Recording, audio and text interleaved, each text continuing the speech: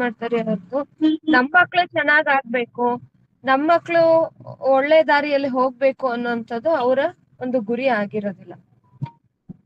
ಅದಾಗ್ಬೇಕು ಅಂತಂದ್ರೆ ತಂದೆ ತಾಯಿಗಳಾದಂತಹ ನಾವೇ ಆ ಕೆಲಸವನ್ನ ಮಾಡ್ಬೇಕಾಗುತ್ತೆ. ಕೆಲವು ವರ್ಷಗಳ ಹಿಂದೆ ನಮ್ಮ ಭಾರತೀಯ ಪದ್ಧತಿಯಲ್ಲಿ ಹೇಗಿತ್ತು ಅಂತಂದ್ರೆ, ಒಂದು 8-10 ವರ್ಷಗಳವರೆಗೂ ಮನೆಯಲ್ಲಿ ಮಕ್ಕಳನ್ನ ಇಟ್ಕೊಳ್ತಾ ಇದ್ರು. ಅದಾದ್ಮೇಲಿಂದ ಏನ್ ಮಾಡ್ತಾ ಇದ್ರು, ಗುರುಕುಲಕ್ಕೆ ಆಚಾರ್ಯರ ಹತ್ರಕ್ಕೆ ಕಳಿಸುವಂತದ್ದಿತ್ತು.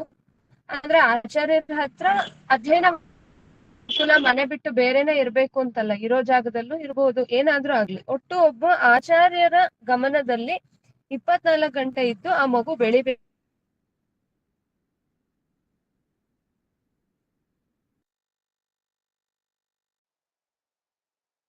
ಅನ್ನುವಂಥದ್ದು ಭಾರತೀಯ ಶಿಕ್ಷಣದ ಮೂಲ ಚಿಂತನೆ. ಇವಾಗ ನಾವು ತಂದೆ ತಾಯಿಗಳು ಎಷ್ಟು ಅಷ್ಟು ನಾವು ಮಾಡ ಹೋಗುವಂಥದ್ದು ನಮ್ಮ ಜವಾಬ್ದಾರಿ ಆಗುತ್ತೆ.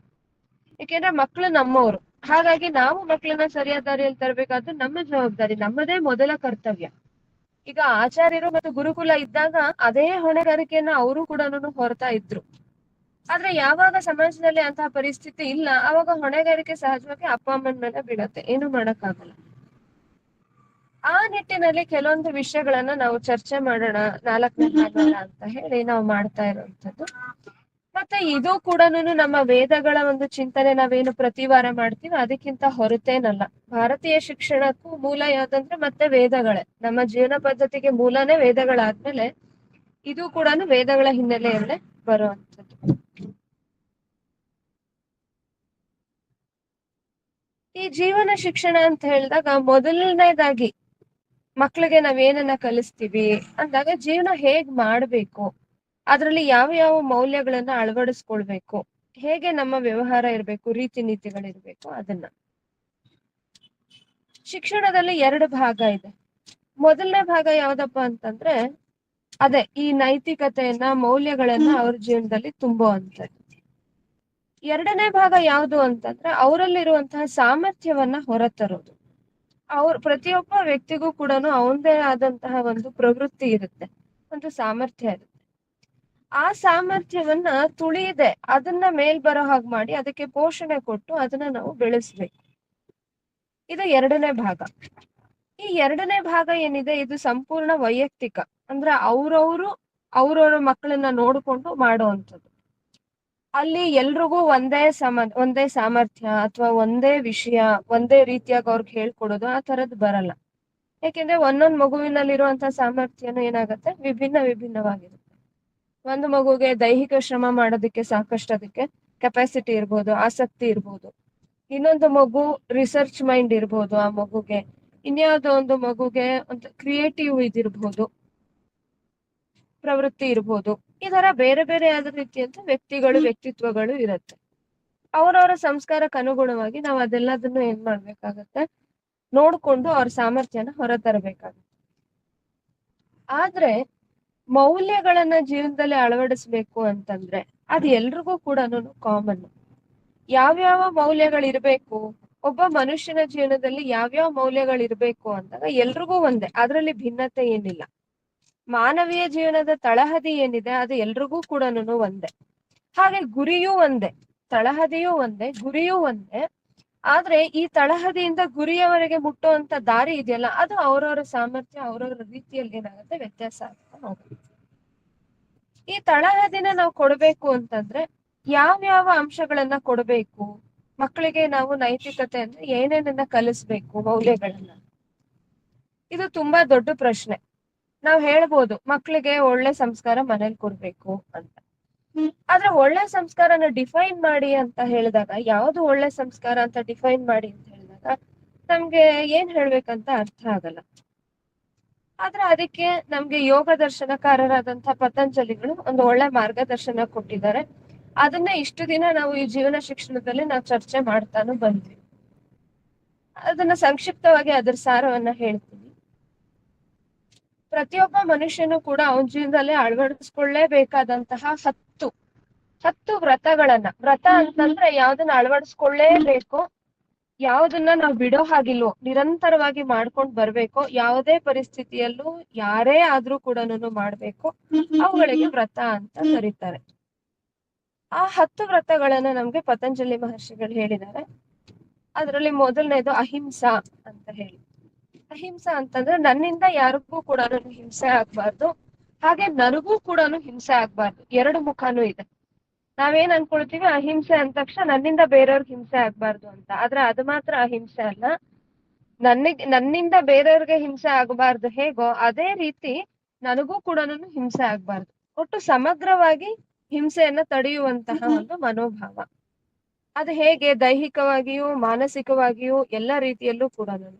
ನಾನೊಂದ್ ಮಾತಾಡ್ದೆ, ಅದರಿಂದ ಒಬ್ರಿಗೆ ನೋವಾಯ್ತು ಅಂತಂದ್ರೆ ಅದು ಕೂಡ ಹಿಂಸೆನೆ. ನಾನು ಅವ್ರಿಗೆ ಹೊಡಿದೇ ಇರ್ಬೋದು, ಬಡಿದೇ ಇರ್ಬೋದು, ದೈಹಿಕವಾದ ಹಿಂಸೆ ಕೊಡದೇ ಇರ್ಬೋದು. ಅಥವಾ ನಾನೇನೋ ಒಂದು ವ್ಯವಹಾರ ಹಿಂದಿನಿಂದ ಮಾಡ್ದೆ, ಅದು ಅವ್ರಿಗೆ ತೊಂದ್ರೆ ಆಯ್ತು, ನಾನ್ ಡೈರೆಕ್ಟ್ ಆಗಿ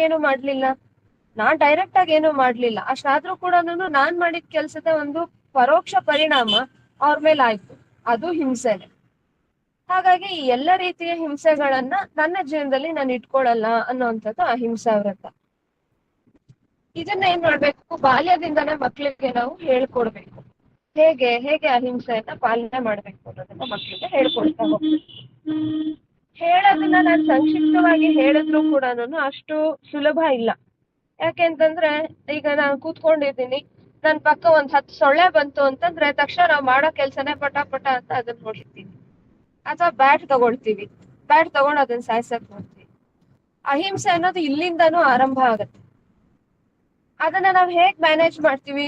ನಾವು ದೊಡ್ಡ ದೊಡ್ಡ ಹಂತದಲ್ಲಿ ನಾನು ಮನುಷ್ಯರಿಗೆ ಯಾರಿಗೋ ಹೊಡೆದೆ ಅಥವಾ ಇನ್ನೇನೋ ತೊಂದ್ರೆ ಕೊಟ್ಟೆ, ಅದು ಮಾತ್ರ ಹಿಂಸೆ ಅಂತ ಅನ್ನಿಸ್ಕೊಳಲ್ಲ. ಇದರ ಚಿಕ್ಕದು ಕೂಡ ಹಿಂಸೆನೇ ಆಗುತ್ತೆ. ಹಾಗಾಗಿ ಎಲ್ಲಾ ಹಂತಗಳಲ್ಲೂ ಮಕ್ಳಿಗೆ ನಾವು ಸರಿಯಾದ ಕಲ್ಪನೆ ಕೊಡ್ಬೇಕು. ಈಗ ಹೇಳಿದ ಉದಾಹರಣೆನೆ ತಗೊಳ್ಳೋದಾದ್ರೆ, ಮಕ್ಳಿಗೇನು ದೊಡ್ಡವ್ರಿಗೂ ನಮಗೂ ಪ್ರಶ್ನೆ ಬರುತ್ತೆ, ಆ ಸೊಳ್ಳೆ ನನ್ನನ್ ಕಚ್ತಾ ಇದೆಯಲ್ವಾ, ನಾನ್ ಯಾಕೆ ಅದನ್ನ ಸಾಯಿಸ್ಬಾರ್ದು? ನಾವು ಒಂದ್ ಸ್ವಲ್ಪ ಸರಿಯಾಗಿ ಅರ್ಥ ಮಾಡ್ಕೋಬೇಕು ಆ ಪರಿಸ್ಥಿತಿಯನ್ನ. ಸೊಳ್ಳೆ ನನಗ್ ಕಚ್ತಾ ಇದೆ ಅಂದ್ರೆ ನನಗ್ ಹಿಂಸೆ ಕೊಡ್ಬೇಕು, ನನಗ್ ತೊಂದ್ರೆ ಕೊಡ್ಬೇಕು ಅಂತ ಹೇಳಿ ಸೊಳ್ಳೆ ಕಚ್ತಾ ಇರೋಂಥದ್ದಲ್ಲ. ಸೊಳ್ಳೆ ಯಾಕೆ ಕಚ್ತಾ ಇದೆ ಅಂತಂದ್ರೆ ಅದರ ಆಹಾರ ಅದು ತಗೊಳ್ತಾ ಇದೆ.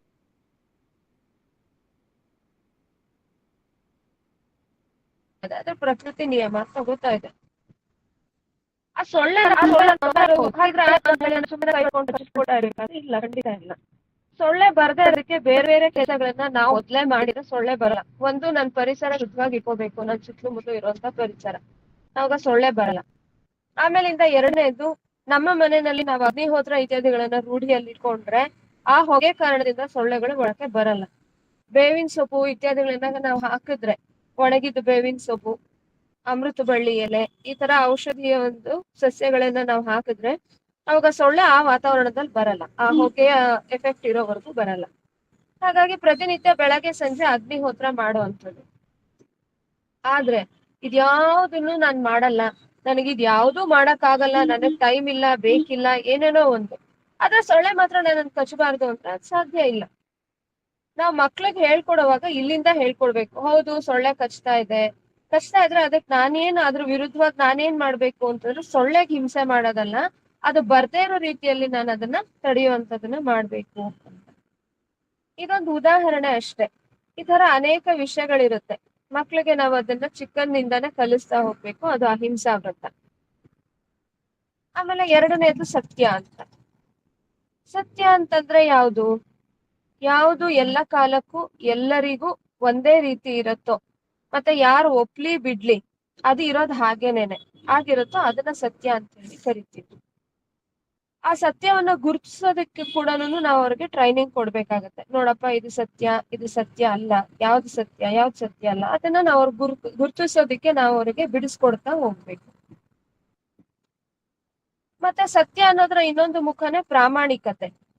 ಪ್ರಾಮಾಣಿಕತೆ ಅಂತಂದ್ರೆ ಏನು? ನಾನು ಹೇಗಿದ್ದೀನಿ ಅದೇ ರೀತಿಯಾಗಿ ನನ್ನನ್ನ ನಾನು ತೋರ್ಸೋದು, ಮತ್ತು ಸತ್ಯವನ್ನ ನಾನು ಅದೇ ತರ ಮುಕ್ತವಾಗಿ ಸ್ವೀಕಾರ ಮಾಡುವಂಥದ್ದು. ಈ ಮನಸ್ಥಿತಿಯನ್ನು ನಾವು ಮಕ್ಕಳಿಗೆ ಬೆಳೆಸ್ತಾ ಹೋಗ್ಬೇಕು. ಬಹಳ ಚಿಕ್ಕ ವಯಸ್ಸಿಂದಾನೆ ನಮ್ಗೆ ಏನಾಗತ್ತೆ ಅಂದ್ರೆ ನಮ್ದೇನೋ ಒಂದು ಅಹಂಕಾರನೋ ಅಥವಾ ಅಜ್ಞಾನನೋ ಏನೋ ಅಡ್ಡಿ ಬರುತ್ತೆ. ನಾವ್ ಸತ್ಯನ ಸ್ವೀಕರಿಸೋದಕ್ಕೆ ರೆಡಿ ಇರಲ್ಲ. ನಾನೇನೋ ತಪ್ಪು ಮಾಡ್ದೆ ಅಂತಂದ್ರೆ ಹೌದು ಇದ್ ನನ್ ತಪ್ಪು ಅಂತ ಒಪ್ಕೊಳ್ಳೋ ಅಂತ ಮನಸ್ಥಿತಿ ತೀರಾ ಪುಟ್ಟ ಮಕ್ಳಲ್ಲೂ ಇರಲ್ಲ. ಎಷ್ಟೊಂದ್ ಸರ್ತಿ ಸಾಮಾನ್ಯ ಒಂದು ಮಾತು ಕಲ್ತಿರೋ ಅಂತ 2-3 ವರ್ಷದ ಮಕ್ಳಿಗೂ ಕೂಡ ಇದ್ ನನ್ ತಪ್ಪಲ್ಲ ಅಂತಲೇ ಹೇಳ್ಬೇಕಂತ ಬರುತ್ತೆ. ಏಕೆಂದ್ರೆ ಅದ್ ಮನುಷ್ಯನಲ್ಲಿರುವಂತಹ ಒಂದು ಈಗೋ ಅಹಂಕಾರ ಅದ ಬಾಲ್ಯದಿಂದಲೂ ಇರುತ್ತೆ, ಇಲ್ದೆ ಏನಿರಲ್ಲ ಮಕ್ಕಳಲ್ಲಿ. ಆದ್ರೆ ನಾವೆಷ್ಟ್ರ ಮಟ್ಟಿಗೆ ಅದನ್ನ ಸಾಧಿಸ್ಬಲ್ಲೆವೋ ಅಷ್ಟು ಅವ್ರ ಕೈಲಿ ಸಾಧಿಸಿ ಹೌದು ನನ್ ತಪ್ಪಿಲ್ಲ ಅಂತ ಹೇಳಕ್ ಆಗದೆ ಇರ್ಬೋದು. ಆದ್ರೆ ಅವರಲ್ಲೂ ನನ್ ತಪ್ಪನ್ನ ಒಪ್ಕೊಳಕ್ ಆಗಲ್ಲ ಅನ್ನೋಂತ ಮನಸ್ಥಿತಿ ಇದ್ದೇ ಇರುತ್ತೆ. ಅದನ್ನ ನಾವು ಬಾಲ್ಯದಿಂದ ಅವ್ರಿಗೆ ಬಿಡಿಸ್ತಾ ಹೋದ್ರೆ, ಸರಿಯಾಗಿ ಹೇಳ್ಕೊಡ್ತಾ ಹೋದ್ರೆ, ದೊಡ್ಡವರಾದ್ಮೇಲೂ ಕೂಡ ಅವರು ಮುಕ್ತ ಮನಸ್ಸಿನಿಂದ ಪ್ರಾಮಾಣಿಕವಾಗಿರೋದನ್ನ ಕಲಿತಾರೆ. ಎಲ್ಲಾದ್ರೂ ತಪ್ಪಿದ್ರೆ ಅದನ್ನ ತಿದ್ಕೊಳ್ಳೋ ಅಂತದ್ದು, ನನ್ ತಪ್ಪಿದ್ರೆ ಅದನ್ನ ಧೈರ್ಯವಾಗಿ ಒಪ್ಕೊಳ್ಳೋ ಅಂತದ್ದು. ನಾನು ತಪ್ಪು ಮಾಡ್ಲಿಲ್ಲ ಅಂತ ಸಾಧಿಸೋದಿಕ್ಕೆ ಕಷ್ಟ ಇಲ್ಲ, ಆದ್ರೆ ನಿಜವಾಗ್ಲೂ ನೋಡಕ್ ಹೋದ್ರೆ ತಪ್ಪನ್ನ ಒಪ್ಕೊಳ್ಳೋದಿಕ್ಕೆ ಏನ್ ಬೇಕು, ತುಂಬಾ ಧೈರ್ಯ ಬೇಕು. ಹೌದು ಇದ್ ನನ್ ತಪ್ಪು, ನಾನು ಅಕ್ಸೆಪ್ಟ್ ಮಾಡ್ಕೊಳ್ತೀನಿ, ನಾನು ತಿದ್ಕೊಳ್ತೀನಿ ಅನ್ನೋಂತ ಮನಸ್ಥಿತಿ ಇದೆಯಲ್ಲ, ಅದು ತುಂಬಾ ಧೈರ್ಯವನ್ನ, ಆತ್ಮಬಲವನ್ನ ಕೇಳುತ್ತೆ. ಆ ಮನಸ್ಥಿತಿಯನ್ನ ಬಾಲ್ಯದಿಂದಲೇ ರೂಢಿಸ್ತಾ ಹೋಗುವಂಥದ್ದು. ಇದು ಎರಡನೇದು. ಆಮೇಲೆ ಮೂರನೇದು ಅಸ್ಥೇಯ ಅಂತ. ಅಸ್ಥೇಯ ಅಂತಂದ್ರೆ ಏನನ್ನು ನನ್ನದಲ್ಲದ ಪದಾರ್ಥವನ್ನು ನಾನು ತಗೊಳ್ಳದೆ ಇರೋದು ಅಂತ. ಸ್ಥೇಯ ಅಂತಂದ್ರೆ ನನ್ನದಲ್ಲದೆ ಇರುವಂತಹ ಪದಾರ್ಥನ ನಾನು ತಗೊಳ್ಳೋದು. ಅಸ್ಥೇಯ ಅಂತಂದ್ರೆ ನನ್ನದಲ್ಲದಂತಹ ಪದಾರ್ಥವನ್ನ ನಾನು ಸ್ವೀಕಾರ ಮಾಡಲ್ಲ ಅನ್ನುವಂತ ಒಂದು ಮನೋಭಾವ. ನಾನು ಎಷ್ಟು ಪರಿಶ್ರಮ ಪಡ್ತೀನೋ, ನಾನು ಏನ್ ಕೆಲಸ ಮಾಡ್ತೀನೋ, ಅದಕ್ಕೆ ನಾನು ಏನ್ ಗಳಿಸ್ತೀನೋ ಅಷ್ಟು ಮಾತ್ರ ನಂದು, ಅದಲ್ದೆ ಇರೋದು ನಂದಲ್ಲ. ಈ ಒಂದು ಮನೋಭಾವಕ್ಕೆ ನಾವು ಸ್ಟಿಕಾನ್ ಆಗಿರ್ಬೇಕು. ಅದನ್ನ ಅಸ್ಥೇಯ ಅಂತ ಕರಿತೀವಿ. ನಾವು ಓಹೋ ಅಯ್ಯೋ ನನ್ ಪರಿಶ್ರಮ ಇಲ್ದ ನಾನು ಹೇಗಾದ್ರೂ ಸಂಪಾದನೆ ಮಾಡ್ಬಿಡೋಣ, ಅಥವಾ ಯಾವ್ದೋ ಒಂದು ಅಡ್ಡದಾರಿ ಹಿಡಿದಾದ್ರೂ ನಾನ್ ಸಂಪಾದನೆ ಮಾಡ್ಬಿಡೋಣ, ಏನೋ ತಗೊಂಡ್ಬಿಡೋಣ, ಅಲ್ಲೆಲ್ಲೋ ಒಂದ್ ಕಡೆ ಕದ್ದು ಬಿಡೋಣ, ಇನ್ನೇನೋ ಎತ್ಕೊಂಡ್ ಬಂದ್ಬಿಡೋಣ, ಈ ತರ ಮನೋಭಾವ ದೊಡ್ಡವ್ರು ಪ್ರದರ್ಶಿಸ್ತಾ ಇದ್ರೆ ಮಕ್ಳಿಗೂ ಅದು ಸಹಜವಾಗಿ ಬಂದೇ ಬಿಡುತ್ತೆ. ನಾವು ಅದನ್ನ ಎಚ್ಚರಿಕೆಯಿಂದ ಯಾವ್ದು ಸ್ಥೇಯ ಯಾವ್ದು ಅಸ್ಥೇಯ ಅನ್ನೋಂತ ಒಂದು ಕ್ಲಾರಿಟಿಯನ್ನ ನಾವ್ ಇಟ್ಕೋಬೇಕು. ಇಟ್ಕೊಂಡಾಗ ಮಕ್ಳಿಗೂ ಕೂಡ ಅದು ಚಿಕ್ಕಂದಿನಿಂದಾನೇ ಗೊತ್ತಾಗ್ತಾ ಹೋಗುತ್ತೆ, ಬರ್ತಾ ಹೋಗುತ್ತೆ. ಒಂದು ಉದಾಹರಣೆ ಹೇಳ್ತೀನಿ. ಒಂದ್ಸರ್ತಿ ಯಾವ್ದೋ ಒಂದು ಕಾರ್, ನೀವ್ ಲಾಟ್ರಿ ಹಾಕಿದ್ರೆ ನಿಮಗೆ ಕಾರ್ ಸಿಗತ್ತೆ ಅಂತ ಹೇಳಿ ಒಂದು ಅಡ್ವರ್ಟೈಸ್ಮೆಂಟ್ ಇತ್ತು. ನಾನು ಸುಮ್ನೆ ತಮಾಷೆಗೆ, ನಿಜವಾಗ್ಲೂ ಅಲ್ಲ, ಅದು ತಮಾಷೆಗೆ ನಾನ್ ಹೇಳ್ದೆ, ಅಯ್ಯೋ ಆ ಲಾಟ್ರಿ ಹಾಕಿದಿದ್ರೆ ನನ್ ಕಾರ್ ಬರ್ತಾ ಇತ್ತ, ನೋಡಿ ನೀವ್ ಹಾಕ್ಲೇ ಇಲ್ಲ, ನಾ ಹಾಕ್ತೀನಿ ಅಂದ್ರೂ ನೀವ್ ಹಾಕ್ಲಿಲ್ಲ ಅಂತ ನಮ್ಮ ಮನೆಯವ್ರ ಹತ್ರ ಸುಮ್ನೆ ಅಂದ ತಮಾಷೆ. ತಕ್ಷಣ ನನ್ ದೊಡ್ಡ ಮಗ ಅಂದ, ಅಸ್ಥೇಯ ಅಂತ ಹೇಳ್ತೀರಾ ನೀವು, ನಿಮ್ದು ಅಲ್ದೇ ಇರೋದನ್ನ ಹಾಕಿ ತಗೋಬೋದಾ, ನಿನ್ ಪರಿಶ್ರಮ ಇಲ್ದೆ ನಿನ್ ಕಾರ್ ತಗೊಳಕ್ ಸಾಧ್ಯ ಇದೆಯಾ ಅಂತ. ಅಂದ್ರೆ ಮಕ್ಳು ನಿಜವಾಗ್ಲೂನು ಅಷ್ಟು ಸೆನ್ಸಿಟಿವ್ ಆಗಿರ್ತಾರೆ, ಅವ್ರಿಗೆ ಅರ್ಥ ಆಗತ್ತೆ. ನಿಂದ ಅಲ್ದೇ ಇರೋದಕ್ ನೀನ್ ಆಸೆ ಪಡ್ತಾ ಇದೆಯಲ್ಲ, ಸರಿನಾ ಅದು ಲಾಟ್ರಿಯಿಂದ ತಗೊಳ್ಳೋದು ಅಂತ ಕೇಳ್ದೆ. ಇಲ್ಲಪ್ಪ ನಾನ್ ತಮಾಷೆಗೆ ಅಷ್ಟೇ ಹೇಳಿದ್ದು, ಹಾಗ್ ಮಾಡ್ಬಾರ್ದು, ತಪ್ಪದು ಅಂತ ಹೇಳಿ.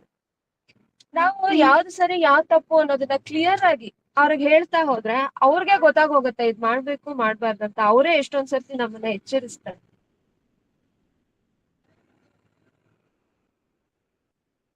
ಮೊದಲನೇದು ಅಹಿಂಸಾ, ಎರಡನೇದು ಸತ್ಯ, ಮೂರನೇದು ಅಸ್ಥೇಯ.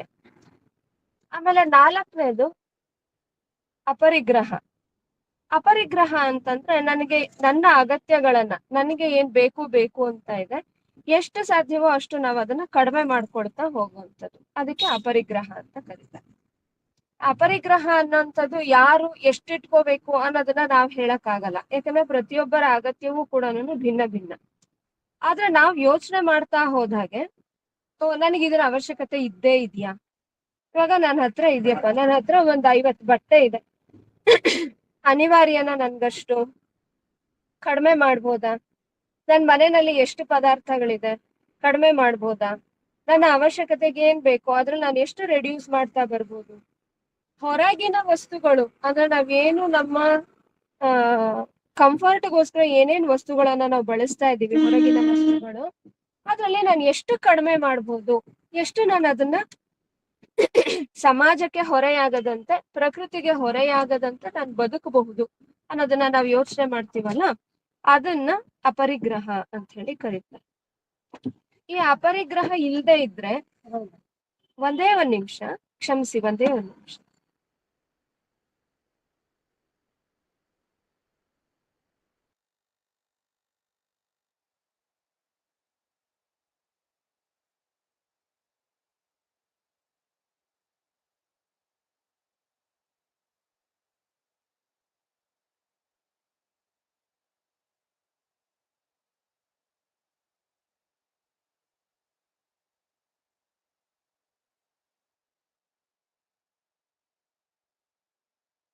ಈ ಅಪರಿಗ್ರಹ ಅನ್ನೋದು ಕೇವಲ ನನಗ್ ಮಾತ್ರ ಸಮಸ್ಯೆ ಅಲ್ಲ, ಇದು ಪ್ರಕೃತಿಗೂ ನಾವು ಹೊರೆ ಆಗ್ತೀವಿ ಅದನ್ನ ಪಾಲನೆ ಮಾಡ್ಲಿಲ್ಲ ಅಂತಂದ್ರೆ.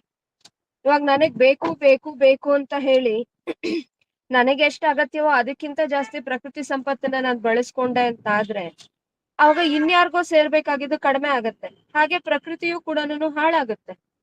ಪ್ರಕೃತಿಯಲ್ಲಿ ನಾವ್ ಎಷ್ಟು ತಗೊಂಡು ಬಳಕೆ ಮಾಡ್ಬೇಕಿತ್ತು ಅದಕ್ಕಿಂತ ಜಾಸ್ತಿ ನಾವು ಪ್ರಕೃತಿ ಮೇಲೆ ಏನ್ ಮಾಡ್ತೀವಿ, ಬರ್ಡನ್ ಮಾಡ್ತೀವಿ. ಆದ ಕಾರಣ ನಾವು ಇದನ್ನ ಅಪರಿಗ್ರಹ ಅನ್ನೋದನ್ನ ಕೇವಲ ನನ್ನ ದೃಷ್ಟಿಯಿಂದ ಅಲ್ಲದೆ ಪ್ರಕೃತಿಗೂ ಹೊರೆ ಆಗದೆ ಇರುವಂತಹ ರೀತಿಯಲ್ಲಿ ನಾನು ಹೇಗೆ ಬದುಕ್ಬೇಕು ಅನ್ನೋದನ್ನ ಮಕ್ಳಿಗೆ ಚಿಕ್ಕಂದಿಂದ ಕಲಿಸ್ತಾ ಹೋಗುದು. ನನ್ನ ಹತ್ರ ಒಂದು ವಸ್ತು ಇದೆ ಅಂದ್ರೆ ಮತ್ತೆ ಕೊಂಡ್ಕೋಬೇಕಾ, ಅದ್ರ ಅವಶ್ಯಕತೆ ಇದೆಯಾ? ಈಗ ನಾವು ಒಂದೆರಡು ತಲೆಮಾರುಗಳ ಹಿಂದೆ ಹೋದ್ರೆ ಇದು ಮನೆಯಲ್ಲಿ ಸಹಜವಾಗಿ ಎಲ್ರಿಗೂ ಬರ್ತಾ ಇತ್ತು. ಏನು ಮನೆಯಲ್ಲಿ ಸಂಗ್ರಹ ಕಡಿಮೆ ಇರ್ತಾ ಇತ್ತು. ಮಕ್ಳಿಗೆ ಏನ್ ಬೇಕೋ ಅದನ್ನ ಜಾಯಿಂಟ್ ಫ್ಯಾಮಿಲಿಗಳು ಇರ್ತಾ ಇತ್ತು, ತುಂಬಾ ಮಕ್ಳು ಇರ್ತಾ ಇದ್ರು. ಹಾಗಾಗಿ ಇರೋದನ್ನ ಹಂಚ್ಕೋಬೇಕು, ಇರೋದನ್ನ ಮತ್ತೆ ಮತ್ತೆ ಬಳಸ್ಬೇಕು, ಈ ಒಂದು ಚಿಂತನೆ ಎಲ್ಲ ತನ್ನಿಂತಾನೆ ಬರ್ತಾ ಇತ್ತು. ಆದ್ರೆ ಇವತ್ತು ಒಬ್ರೊಬ್ರು ಮಕ್ಳು ಇಬ್ರಿಬ್ರು ಮಕ್ಳು ಮನೇಲಿ ಇರ್ತಾರೆ.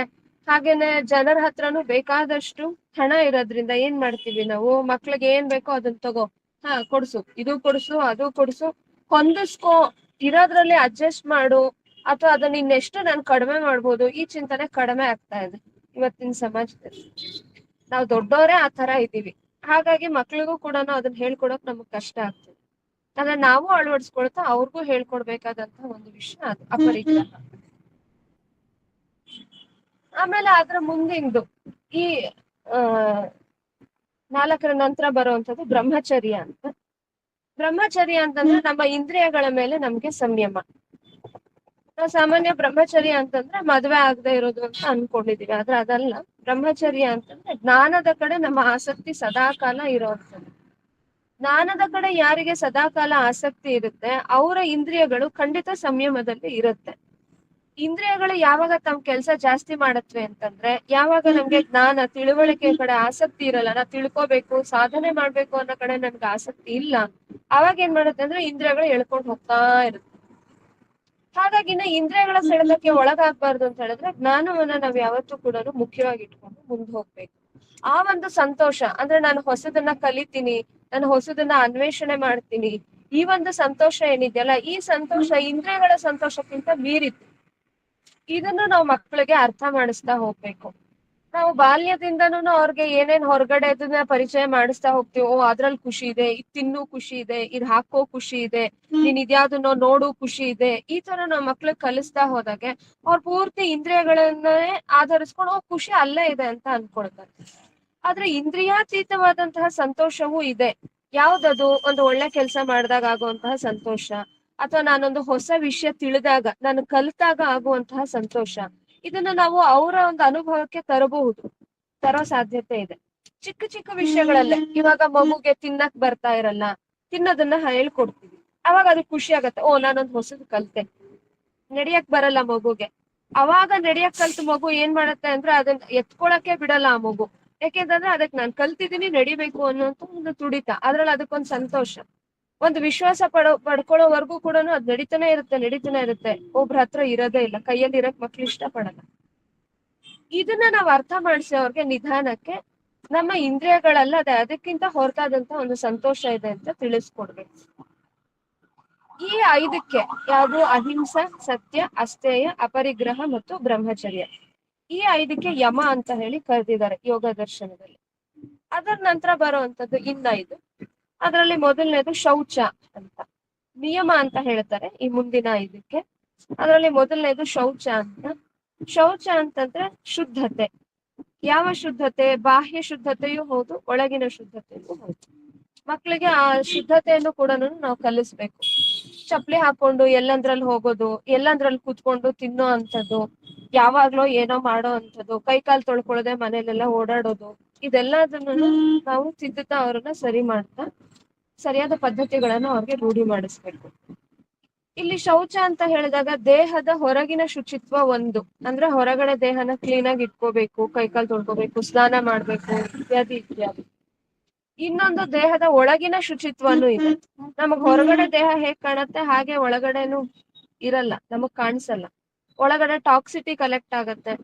ಆ ಟಾಕ್ಸಿಟಿಯನ್ನ ಹೇಗೆ ನಾವು ಹೊರಗೆ ಹಾಕ್ಬೇಕು, ದೇಹದ ಒಳಗಿನ ಶುಚಿತ್ವವನ್ನ ಕಾಪಾಡ್ಕೋಬೇಕಾದ್ರೆ ನಮ್ಮ ಆಹಾರಗಳು ಹೇಗಿರ್ಬೇಕು, ವ್ಯಾಯಾಮ ಹೇಗಿರ್ಬೇಕು, ಅದ್ರ ಬಗ್ಗೆನೂ ನಾವು ಮಕ್ಕಳಿಗೆ ಹಂತ ಹಂತವಾಗಿ ಕಲಿಸ್ತಾ ಹೋಗ್ತೀವಿ.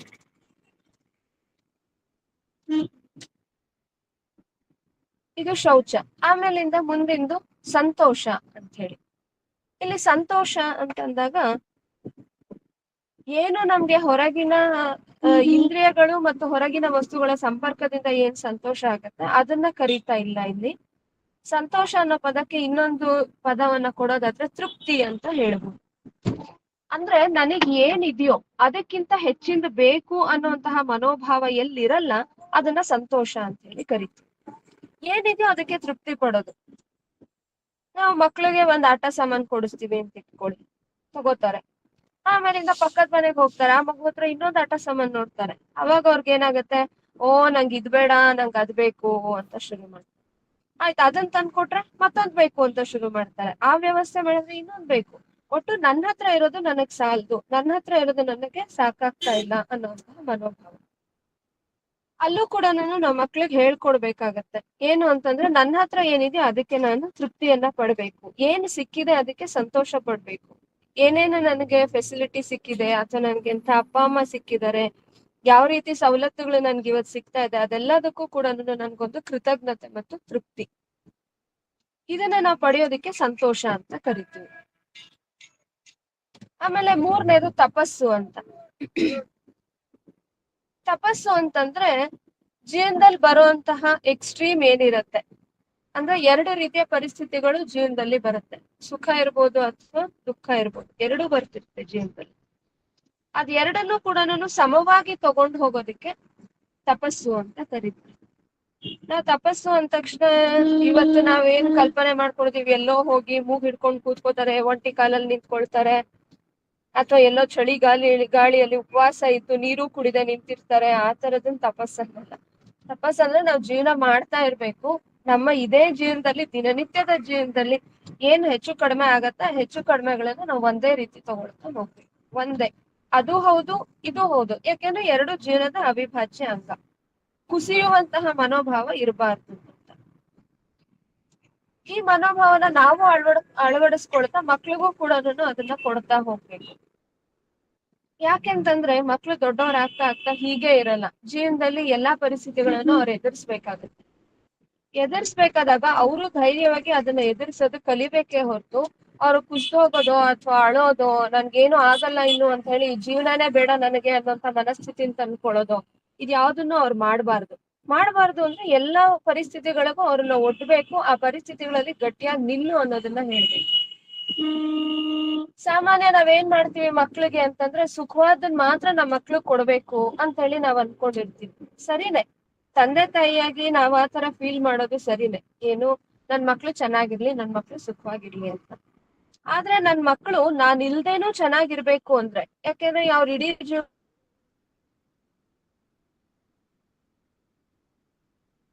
ನಾವು ಹಿಂದಿರಲ್ಲ. ನಾವ್ ಇಲ್ದೇನೋ ಅವ್ರು ಚೆನ್ನಾಗಿರ್ಬೇಕು ಅಂತಾದ್ರೆ ಅವಾಗ ಅವರು ಕಷ್ಟದ ಪರಿಸ್ಥಿತಿಗಳನ್ನ ಎದುರಿಸ್ಬೇಕು. ಇಲ್ಲ ಅಂದ್ರೆ ನಾನು ಇರೋದು ಸುಖವಾಗಿ ಕೊಡ್ತೀನಿ, ಆಮೇಲೆ ಅಂದ ತಕ್ಷಣ ಅವ್ರಿಗೆ ಶಾಕ್ ಆಗೋ ಶುರು ಆಗಲ್ಲ. ಹಾಗಾಗ್ಬಾರ್ದು ಅಂದ್ರೆ ಎಲ್ಲಾ ಪರಿಸ್ಥಿತಿಗೂ ಅವ್ರನ್ನ ನಾವು ಒಡ್ಬೇಕು. ಎಲ್ಲಾ ಪರಿಸ್ಥಿತಿಯಲ್ಲೂ ನೀವಿರಿ. ಸಾವಿರ್ಬಹುದು, ಸಾವಿಂದ ಹಿಡಿದು ಆಸ್ಪತ್ರೆಯಿಂದ ಹಿಡಿದು ಎಲ್ಲಾ ಪರಿಸ್ಥಿತಿಯಲ್ಲೂ ಅವ್ರನ್ನ ಏನ್ ಮಾಡ್ಬೇಕು, ನಾವು ತೋರಿಸ್ಬೇಕು ಅವ್ರಿಗೆ, ನೋಡು ತಿಳ್ಕೊ ಮಾಡು ಅಂತ. ಅದಕ್ಕೆ ನನ್ ತಮ್ಮ ಯಾವಾಗ್ಲೂ ಅಂತ ಅವನ ಅನುಭವ ಹೇಳ್ತಾ ಇರ್ತಾನೆ.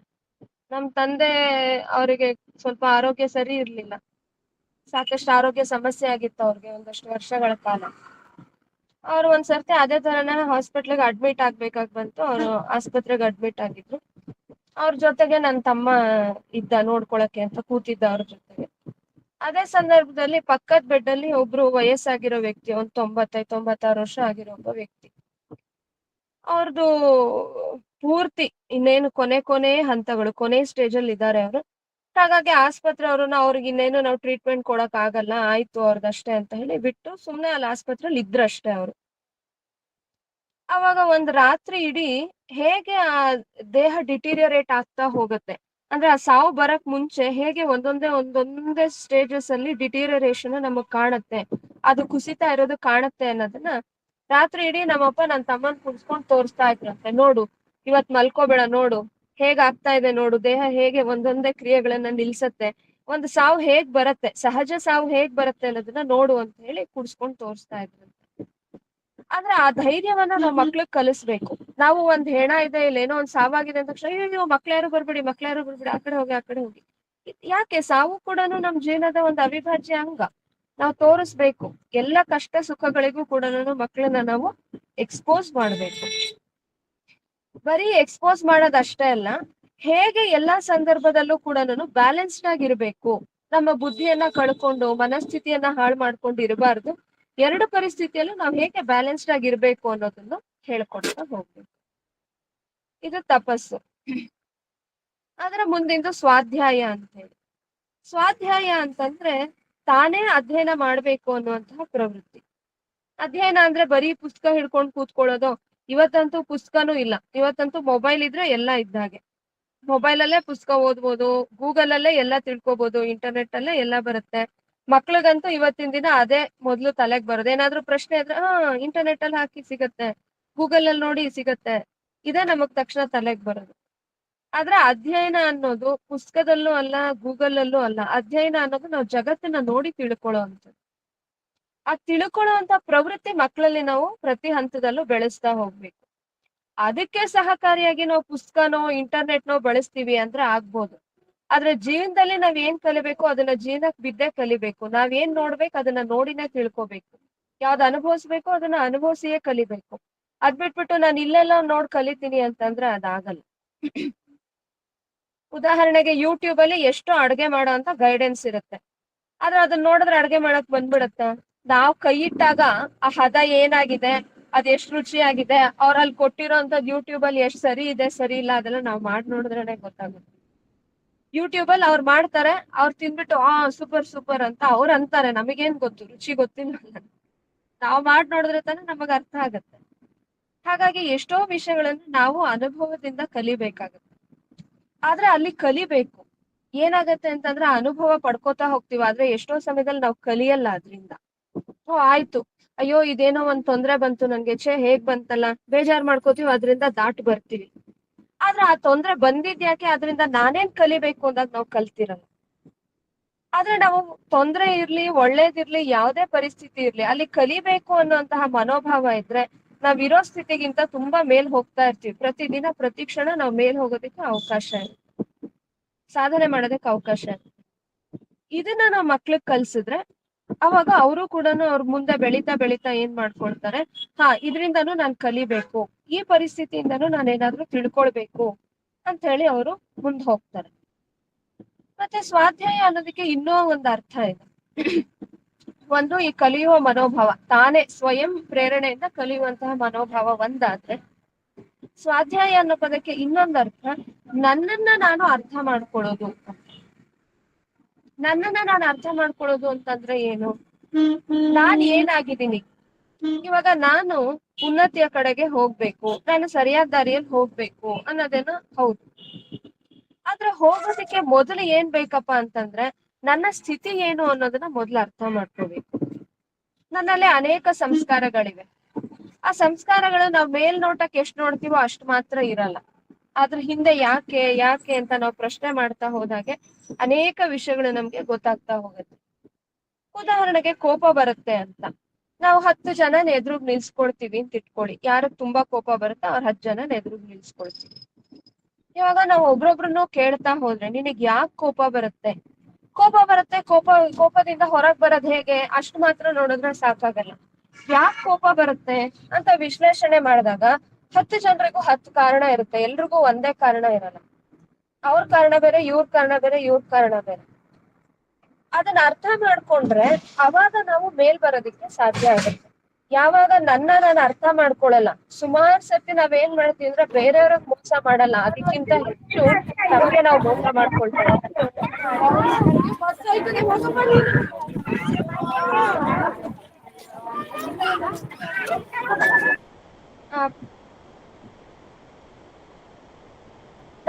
ನಾವು ಮೋಸ ಮಾಡ್ಕೊಳ್ತಾ ಇರ್ತೀವಿ.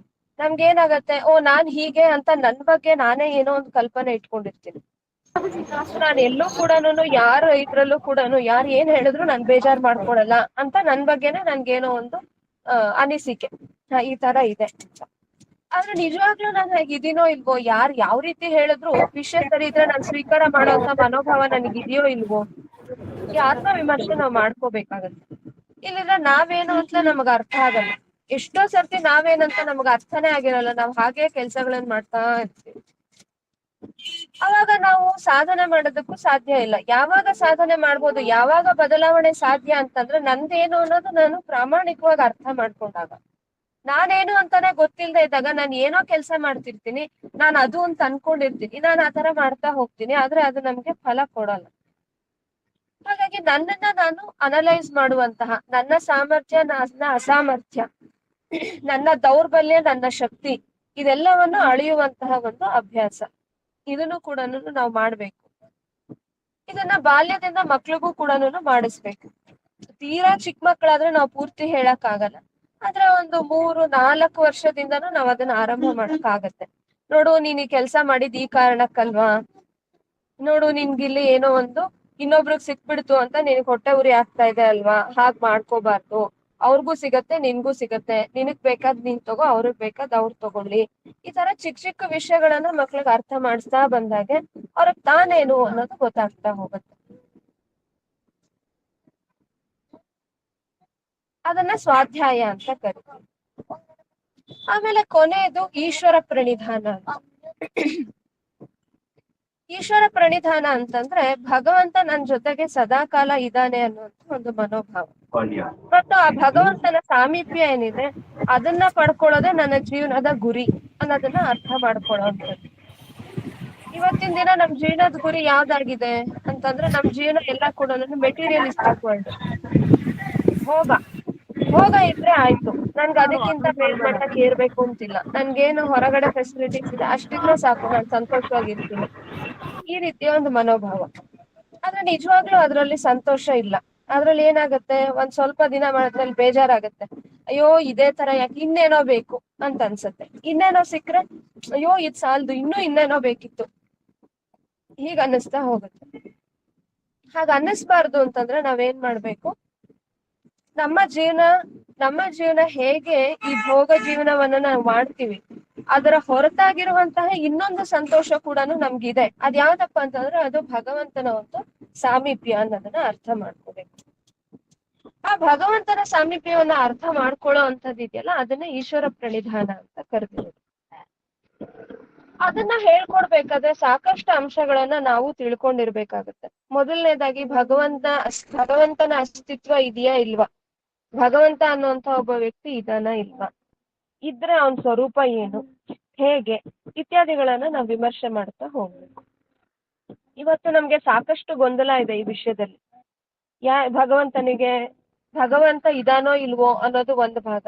ಇದಾನೆ, ಆದ್ರೆ ಅವ್ನು ಯಾವ ಸ್ವರೂಪದಲ್ಲಿ ಇದ್ದಾನೆ, ನಾನು ಯಾವ ಸ್ವರೂಪದಲ್ಲಿ ನಂಬಿದೀನೋ ಅದೇ ರೀತಿಯಲ್ಲಿ ಇದ್ದಾನೆ, ಅದೇ ಶ್ರೇಷ್ಠ, ಹಾಗಾಗಿ ಅದೇ ರೀತಿ ನಂಬಬೇಕು. ಈ ತರ ಅನೇಕ ಚಿಂತನೆಗಳು.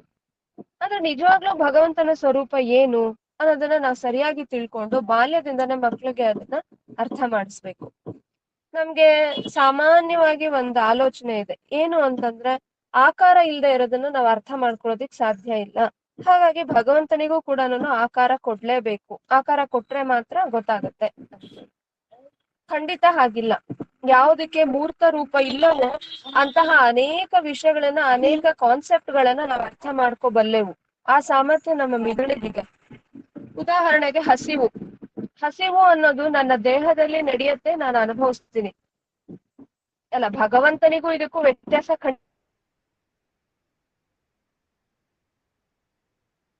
ಖಂಡಿತ ಇದೆ. ಆದ್ರೂ ಒಂದು ನಮ್ಗೆ ಎಟುಕುವಂತ ಒಂದು ಉದಾಹರಣೆ ಹೇಳ್ತಾ ಇದ್ದೀನಿ. ಹಸಿವು ಅನ್ನೋದು ಏನಾಗತ್ತೆ, ಆದ್ರೆ ಅರ್ಥ ಆಗುತ್ತೆ. ಇನ್ನು ಅನೇಕ ವಿಷಯಗಳು, ಇವಾಗ ಸಂಗೀತದಿಂದ ಆಗುವಂತಹ ಒಂದು ಸಂತೋಷ, ಅದಕ್ಕೆ ಮೂರ್ತ ರೂಪ ಇದೆಯಾ, ಇದು ಸಂಗೀತ ಅಂತ ನಾನು ತೋರ್ಸಕ್ಕಾಗಲ್ಲ. ಅಥವಾ ಅದನ್ನ ಕೇಳಿದವ್ರು ಎಲ್ರಿಗೂ ಕೂಡ ಭಾವನೆಗಳು ಬರತ್ತಲ್ಲ, ಅದನ್ನ ತೋರ್ಸಕ್ ಸಾಧ್ಯ ಇಲ್ಲ. ಆದ್ರೆ ನಮ್ಗದು ಅರ್ಥ ಆಗತ್ತೆ. ಅದೇ ರೀತಿ ಭಗವಂತ ಅನ್ನುವಂತಹ ಒಂದು ಕಾನ್ಸೆಪ್ಟ್ ಏನಿದೆ ಅದನ್ನು ಕೂಡ ನಾವು ಅರ್ಥ ಮಾಡ್ಕೊಳಕ್ ಸಾಧ್ಯ ಇದೆ, ಮಕ್ಳಿಗೂ ಕೂಡ ಅರ್ಥ ಮಾಡ್ಸಕ್ ಆಗತ್ತೆ. ಆದ್ರೆ ಬಾಲ್ಯದಿಂದಾನೇ ಅವ್ರಿಗೆ ಸರಿಯಾದಂತಹ ಒಂದು ಕಾನ್ಸೆಪ್ಟ್ ನ ಕೊಡ್ಬೇಕು. ಭಗವಂತ ಅನ್ನುವಂಥದ್ದು ಎಂತಹ ಒಂದು ಶಕ್ತಿ, ಆ ಶಕ್ತಿ ಯಾವ ರೀತಿ ಇದೆ, ಯಾವ ಸ್ವರೂಪದಲ್ಲಿದೆ, ಸರ್ವವ್ಯಾಪಿಯಾಗಿದ್ದಾನೆ, ಎಲ್ಲಾ ಕಡೆಯಲ್ಲೂ ಇದ್ದಾನೆ, ಮತ್ತೆ ಎಲ್ಲದನ್ನು ಮಾಡುವಂತ ಸಾಮರ್ಥ್ಯ ಅವನಿಗಿದೆ. ಈ ಜಗತ್ತಿನ ವ್ಯವಸ್ಥೆ ಮಾಡಿದಂಥವನು ಆ ಭಗವಂತ, ವ್ಯವಸ್ಥೆ ಮಾಡಿದಂತಹ ಶಕ್ತಿಗೆ ನಾವು ಭಗವಂತ ಅಂತ ಹೇಳಿ ಕರಿತೀವಿ. ಹಾಗೇನೇನೆ ನಾವು ಯಾರಿದ್ದೀವಿ, ಜೀವಾತ್ಮರು ಯಾರಿದ್ದೀವಿ, ನಮ್ಮ ಶಕ್ತಿಗಿಂತ ಕಿರಿದಾದ ಶಕ್ತಿ ಅವನದಾಗಿದೆ. ಇದನ್ನ ಇಷ್ಟೇ ವಿಷಯಗಳನ್ನ ನಾವು ಅವ್ರಿಗೆ ಚಿಕ್ಕ ಚಿಕ್ಕದಾಗಿ ಅರ್ಥ ಮಾಡಿಸ್ತಾ ಹೋದ್ರೆ ಮಕ್ಳಿಗೆ ಅರ್ಥ ಆಗುತ್ತೆ. ಅದಕ್ಕೆ ನಂದೊಂದು ಅನುಭವ ಹೇಳೋದಾದ್ರೆ, ನಾವು ಚಿಕ್ಕವರಿಂದಾನು ನಮ್ಮ ಮಕ್ಳಿಗೆ ಮನೆಯಲ್ಲಿ ನಮಗೂ ಕೂಡ ಬಾಲ್ಯದಿಂದಾನೆ ದೇವ್ರು ದೇವಸ್ಥಾನದಲ್ಲಿ ಇದ್ದಾನೆ ಅಥವಾ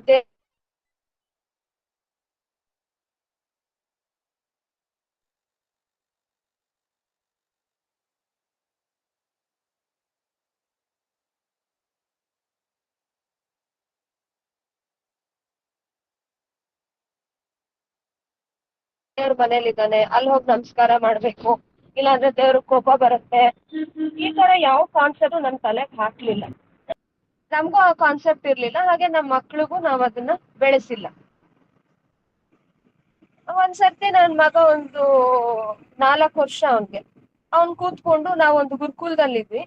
ಅಲ್ಲಿ ಮಕ್ಕಳೆಲ್ಲಾರನ್ನು ಕೂಡಿಸ್ಕೊಂಡ್ಬಿಟ್ಟು, ಮಕ್ಳಂದ್ರೆ ಸುಮಾರು ಒಂದು 15-16 ವರ್ಷದ ಮಕ್ಳು, ಸುಮ್ನೆ ಇವನೇನೋ ಹೇಳ್ತಾ ಇದ್ದ, ದೇವ್ರ ಬಗ್ಗೆ ಏನೋ ಹೇಳ್ತಾ ಇದ್ದ. ಸರಿ, ಎಲ್ರು ಅವರೆಲ್ಲ ಕೇಳಿ ಇವನೇನೋ ಚಿಕ್ಕವನ್ ಹೇಳ್ತಾ ಇದ್ದಾನೆ, ಅವ್ರಿಗೂ ಖುಷಿ, ಕೇಳಿಸ್ಕೊಂಡು ಹೇಳು ಹೇಳು ಅಂತ ಎನ್ಕರೇಜ್ ಮಾಡ್ತೀನಿ.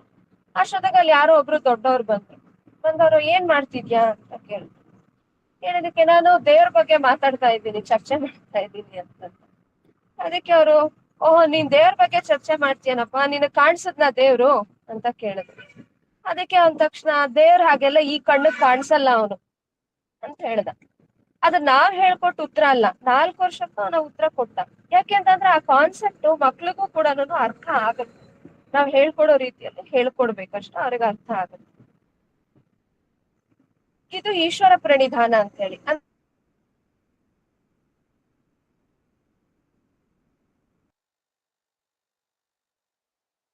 ಭಗವಂತನ ಸ್ವರೂಪ ಅರ್ಥ ಮಾಡ್ಕೊಳ್ಳೋದು, ಮತ್ತೆ ಅವನು ಸದಾಕಾಲ ನನ್ ಜೊತೆಗೆ ಇದಾನೆ ಇರುವಂತಹ ಮನೋಭಾವ, ನನಗೆ ಯಾರೋ ಬೇಕು, ಈ ತರ ಮನೋಭಾವ ನಾವೆಲ್ಲರೂ ಅನುಭವಿಸ್ತೀವಿ. ಆದ್ರೆ ನಾವ್ ಯಾರು ಕೇಳಿದ್ರು ಕೇಳದೆ ಇದ್ರು, ಬೇಕು ಅಂದ್ರು ಬೇಡ ಅಂದ್ರು ಸದಾಕಾಲ ನಮ್ ಜೊತೆ ಇರುವಂತಹ ಒಂದು ಶಕ್ತಿ ಇದೆ. ಅದ್ಯಾವ್ದಪ್ಪ ಅಂದ್ರೆ ಅದೇ ಭಗವತ್ ಶಕ್ತಿ. ಆ ಭಗವಂತ ನಮ್ಗೆ ಯಾವಾಗ್ಲೂ ಜೊತೆಲೇ ಇರ್ತಾನೆ. ಅವ್ನ ಎಲ್ಲೂ ಕೂಡ ನಮ್ಮನ್ನ ಕೈ ಬಿಡಲ್ಲ. ನಾವ್ ಈ ದೇಹ ಬಿಟ್ಟು ಹೋದ್ರು ನಮ್ಮ ಅವನ ಸಂಬಂಧ ನಿರಂತರ. ಇದನ್ನ ನಾವ್ ಅರ್ಥ ಮಾಡ್ಕೊಡ್ತಾ ಹೋದಾಗೆ, ಬಾಲ್ಯದಿಂದಾನೇ ಅರ್ಥ ಮಾಡಿಸ್ತಾ ಹೋದ್ರೆ, ಅವಾಗ ಆ ಒಂಟಿತನ ಅಂತೀವೋ, ಏನಂತ ಕರೀತೀವಿ, ಲೋನ್ಲಿನೆಸ್, ಆತರ ಯಾವ್ದೇ ಭಾವನೆಗಳಿರ್ಬೋದು, ಅದೆಲ್ಲದನ್ನು ಕೂಡ ಮೀರಿ ದೃಢವಾಗಿ ನಿಲ್ಲೋದಕ್ಕೆ ಮಕ್ಳಿಗೆ ಸಾಧ್ಯ ಆಗುತ್ತೆ. ಈ 10 ಏನಿದೆ ಇದನ್ನ ನಾನು ಸಂಕ್ಷಿಪ್ತವಾಗಷ್ಟೇ ಹೇಳಿದ್ದೀನಿ ಇವತ್ತು. ನಾವು ಇಷ್ಟು ಭಾನುವಾರಗಳ ಕಾಲ ಅದನ್ನೇ ಚರ್ಚೆ ಮಾಡಿದ್ವಿ, ಹಾಗಾಗಿ ಇವತ್ತು ನಾನು ಸಂಕ್ಷಿಪ್ತವಾಗಷ್ಟೇ ಹೇಳಿದ್ವಿ. ಈ 10 ಏನಿದೆ, ನಾವು ಜೀವನದಲ್ಲಿ ಮಕ್ಕಳಿಗೆ ಏನೇನ್ ಕಲಿಸ್ಬೇಕು ಅಂತ ಇದೀವಿ, ಯಾವ ಯಾವ ಮೌಲ್ಯಗಳನ್ನ ಅಳವಡಿಸ್ಬೇಕು ಅಂತ ಹೊರಡ್ತೀವಿ, ಆ ಎಲ್ಲಾ ಮೌಲ್ಯಗಳು ಈ 10ರೊಳಗೆ ಬಂದು ಹೋಗುತ್ತೆ. ಅದು ಯಾವುದೇ ವಿಷಯ ಆಗಿರ್ಲಿ, ಅದಷ್ಟು ಕೂಡ ಈ 10ರೊಳಗಡೆ ನಾವು ಅದನ್ನ ಸೇರಿಸ್ಬಹುದು. ಹಾಗಾಗಿ ಈ 10ನ್ನ ನಾವೊಂದು ಸಿಲೆಬಸ್ ಅಂತ ಇಟ್ಕೊಂಡ್ರೆ, ಅಂದ್ರೆ ಜೀವ ಶಿಕ್ಷಣ ಮಾಡೋದು ಈ 10ನ ಒಂದು ಸಿಲೆಬಸ್ ಕಲಿಸ ಹೋಗೋದು ಸುಲಭ. ಇಲ್ಲಾಂದ್ರೆ ಏನಾಗುತ್ತೆ, ಏನ್ ಕಲಿಸ್ಬೇಕು ಅಂತ ಪ್ರಶ್ನೆ ಬರುತ್ತೆ. ಏನ್ ಕಲಿಸ್ಬೇಕು, ಹೇಗ್ ಕಲಿಸ್ಬೇಕು, ಒಳ್ಳೆ ಮೌಲ್ಯ ಕೊಡ್ಬೇಕು ಅನ್ನೋದು ಹೌದು, ಆದ್ರೆ ಯಾವ್ದು ಹೇಗ್ ಕೊಡ್ಬೇಕು ಅಂದಾಗ ಇದು ನಮ್ಗೊಂದು ದಿಕ್ಸೂಚಿ, ಇದೊಂದು ಮಾರ್ಗದರ್ಶಕ. ಅದನ್ನ ನಾವು ಮಕ್ಳಿಗೆ ಏನ್ ಮಾಡ್ಬೋದು, ಕೊಡ್ತಾ ಹೋಗ್ಬೋದು. ಮತ್ತೆ ಕೊಡಕ್ ಮುಂಚೆ ನಾವೇನ್ ಮಾಡ್ಬೇಕು, ಇದ್ರ ಬಗ್ಗೆ ಸರಿಯಾಗಿ ಆಳವಾಗಿ ನಾವ್ ಅರ್ಥ ಮಾಡ್ಕೋಬೇಕು. ಯಾಕೆಂತಂದ್ರೆ ನಾವು ಅಹಿಂಸೆಯನ್ನ ತಪ್ಪಾಗಿ ವ್ಯಾಖ್ಯಾನ ಮಾಡಿದ್ರೆ, ಸತ್ಯವನ್ನ ತಪ್ಪಾಗಿ ವ್ಯಾಖ್ಯಾನ ಮಾಡಿದ್ರೆ, ಅದನ್ನೇ ನಾವು ನಮ್ಮ ಮಕ್ಳಿಗೂ ಕಾನ್ಸೆಪ್ಟ್ ಕೊಡ್ತೀವಿ. ಹಾಗಾಗಿ ನಾವು ಅದನ್ನ ಸರಿಯಾಗಿ ತಿಳ್ಕೊಳ್ತಾ ಈ 10ನ್ನು ನಾವು ಮಕ್ಕಳ ಜೀವನದಲ್ಲಿ ಅಳವಡಿಸ್ಕೊಂಡು ಹೋಗ್ಬೋದು. ಈ ಮಕ್ಕಳ ಜೀವನದಲ್ಲಿ ಅಳವಡಿಸ್ಬೇಕು ಅಂತ ಹೇಳಿದಾಗ ಇದ್ರ ಇನ್ನೊಂದು ಮುಖ ಇದೆ. ಮುಖ್ಯವಾಗಿ ಇವತ್ತು ನಾನು ಅದೇ ವಿಷಯನೇ ನಿಮ್ ಜೊತೆ ಹಂಚ್ಕೊಳಕ್ ಹೊರಟಿದ್ದು. ಹಾಗೆ ಇದು ಬಂದಿದ್ರಿಂದ ಇದರ ಒಂದು ಸಾರವನ್ನ ನಿಮ್ ಮುಂದೆ ಇಟ್ಟು, ಆದರ್ಶಗಳನ್ನ ತಿಳ್ಕೋಬೇಕು, ಜೀವನದಲ್ಲಿ ಅಳವಡಿಸ್ಕೊಳ್ಬೇಕು ಅನ್ನೋದು ಸತ್ಯನೇ. ಆದ್ರೆ ಏನೇನು ಆದರ್ಶಗಳಿದ್ಯೋ, ಏನೇನು ಮೌಲ್ಯಗಳಿದ್ಯೋ, ಅದನ್ನ ಅಳವಡಿಸ್ಕೊಳ್ಬೇಕಾದ್ರೆ ಅವ್ರವ್ರಿಗೆ ಅವ್ರದೇ ಆದಂತಹ ಸಮಯ, ಅವ್ರದೇ ಆದಂತಹ ಕೆಲವೊಂದು ಪರಿಸ್ಥಿತಿಗಳು ಎಲ್ಲವೂ ಬರ್ಬೇಕು. ಇಲ್ದೇನೆ ನಾನು ಓಹೋ ಎಲ್ಲಾದು ಅಟ್ ಎ ಟೈಮ್ ಎಲ್ರು ಮಾಡ್ಬಿಡ್ಬೇಕು, ಸರಿಯಾಗಿ ಎಲ್ಲ ಇದ್ಬಿಡ್ಬೇಕು ಅಂತಂದ್ರೆ ಪ್ರಾಕ್ಟಿಕಲಿ ಅದಾಗಲ್ಲ. ಇದು ಏನೋ ಒಂದು ನೆಪ ಹೇಳೋದು ಅಂತಲ್ಲ, ಅಂದ್ರೆ ನಂಗ್ ಮಾಡಕ್ ಆಗಲ್ಲ, ಹೇಗೋ ಪ್ರಾಕ್ಟಿಕಲಿ ಆಗಲ್ವಲ್ಲ ಹಾಗಾಗಿ ನನ್ಗಾಗಲ್ಲ, ಆ ತರ ನಾನು ನೆಪ ಹೇಳಿ ಎಕ್ಸ್ಕ್ಯೂಸ್ ತಗೊಳ್ಳೋ ಅಂತದಲ್ಲ. ನಾವು ಪ್ರಾಮಾಣಿಕವಾದಂತಹ ಪ್ರಯತ್ನ ಪಡ್ತೀವಿ, ಇದು ಹೀಗಾಗ್ಬೇಕು ಅಂತ ಹೇಳಿ ಪ್ರಾಮಾಣಿಕವಾದಂತಹ ಪ್ರಯತ್ನ ಪಡ್ತೀವಿ. ಅಷ್ಟಾಗಿಯೂ ಕೂಡ ಮನುಷ್ಯನ ಒಂದು ಸಾಮರ್ಥ್ಯಕ್ಕೆ ಒಂದು ಮಿತಿ ಇದೆ. ಒಂದ್ ನಿಮಿಷ.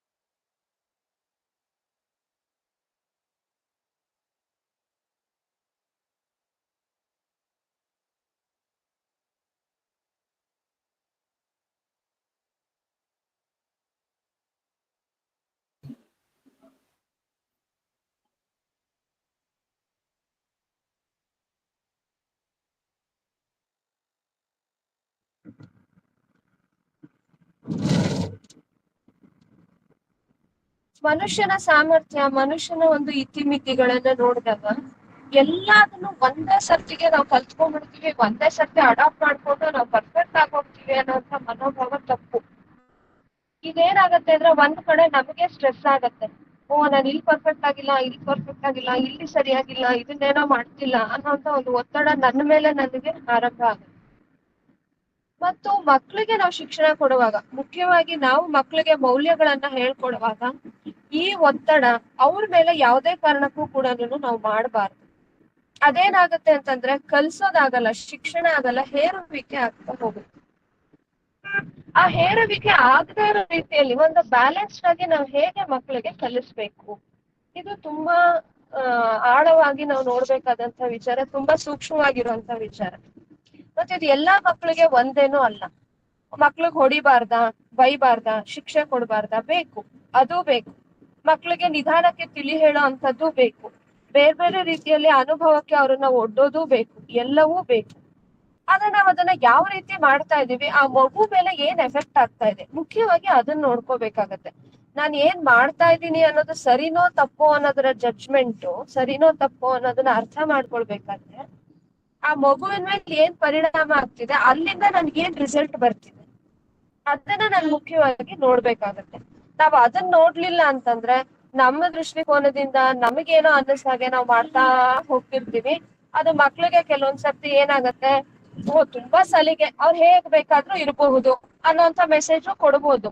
ಹಾಗೆ ಇನ್ನೊಂದು ತೊಂದ್ರೆನೂ ಆಗ್ಬೋದು. ಏನಪ್ಪಾ ಅಂತಂದ್ರೆ ತುಂಬಾ ಸ್ಟ್ರಿಕ್ಟ್ ಮಾಡ್ಬಿಟ್ಟು ಮಕ್ಳನ್ನ, ನಮ್ಮ ಈ ಮೌಲ್ಯಗಳನ್ನ ಅವ್ರ ಮೇಲೆ ಹೇರ್ತಾ ನಮ್ಮ ಒತ್ತಡವನ್ನ ಅವ್ರ ಮೇಲೆ ಹೇರ್ತಾ ಅವ್ರ ಕೊನೆಗೆ ನಮ್ಮ ವಿಷಯನೇ ಬೇಡ, ಇವ್ರ ಹತ್ರನೇ ಬೇಡ, ಇವ್ರ ಸವಾಸನೆ ಬೇಡ. ಯಾಕೆಂದ್ರೆ ಇವ್ರ ಹತ್ರ ಏನ್ ಬಂದ್ರು ಏನೋ ಒಂದ್ ಭಾಷಣ ಮಾಡ್ತಾರೆ, ಏನೋ ಒಂದ್ ಕೊರಿತಾರೆ, ಏನೋ ಒಂದ್ ಹೇಳ್ತಾರೆ, ಎಲ್ಲದಕ್ಕೂ ನಾನ್ ತಪ್ಪು ಅಂತಾನೆ ತೋರಿಸ್ತಾರೆ. ಹಾಗಾಗಿ ದೊಡ್ಡವ್ರ ಸಹವಾಸನೆ ಬೇಡ ಅಂತಾನೋ ಮಗುಗ್ ಅನ್ಸಿ ತಿರುಗಿನೂ ಬೀಳ್ಬೋದು. ಎರಡೂ ಆಗದೆ ಇರೋ ರೀತಿಯಲ್ಲಿ ಬ್ಯಾಲೆನ್ಸ್ಡ್ ಆಗಿ ತಗೊಂಡು ಹೋಗುವಂಥದ್ದು ತಂದೆ ತಾಯಿಗಳು ಕಲಿಬೇಕಾದಂಥದ್ದು.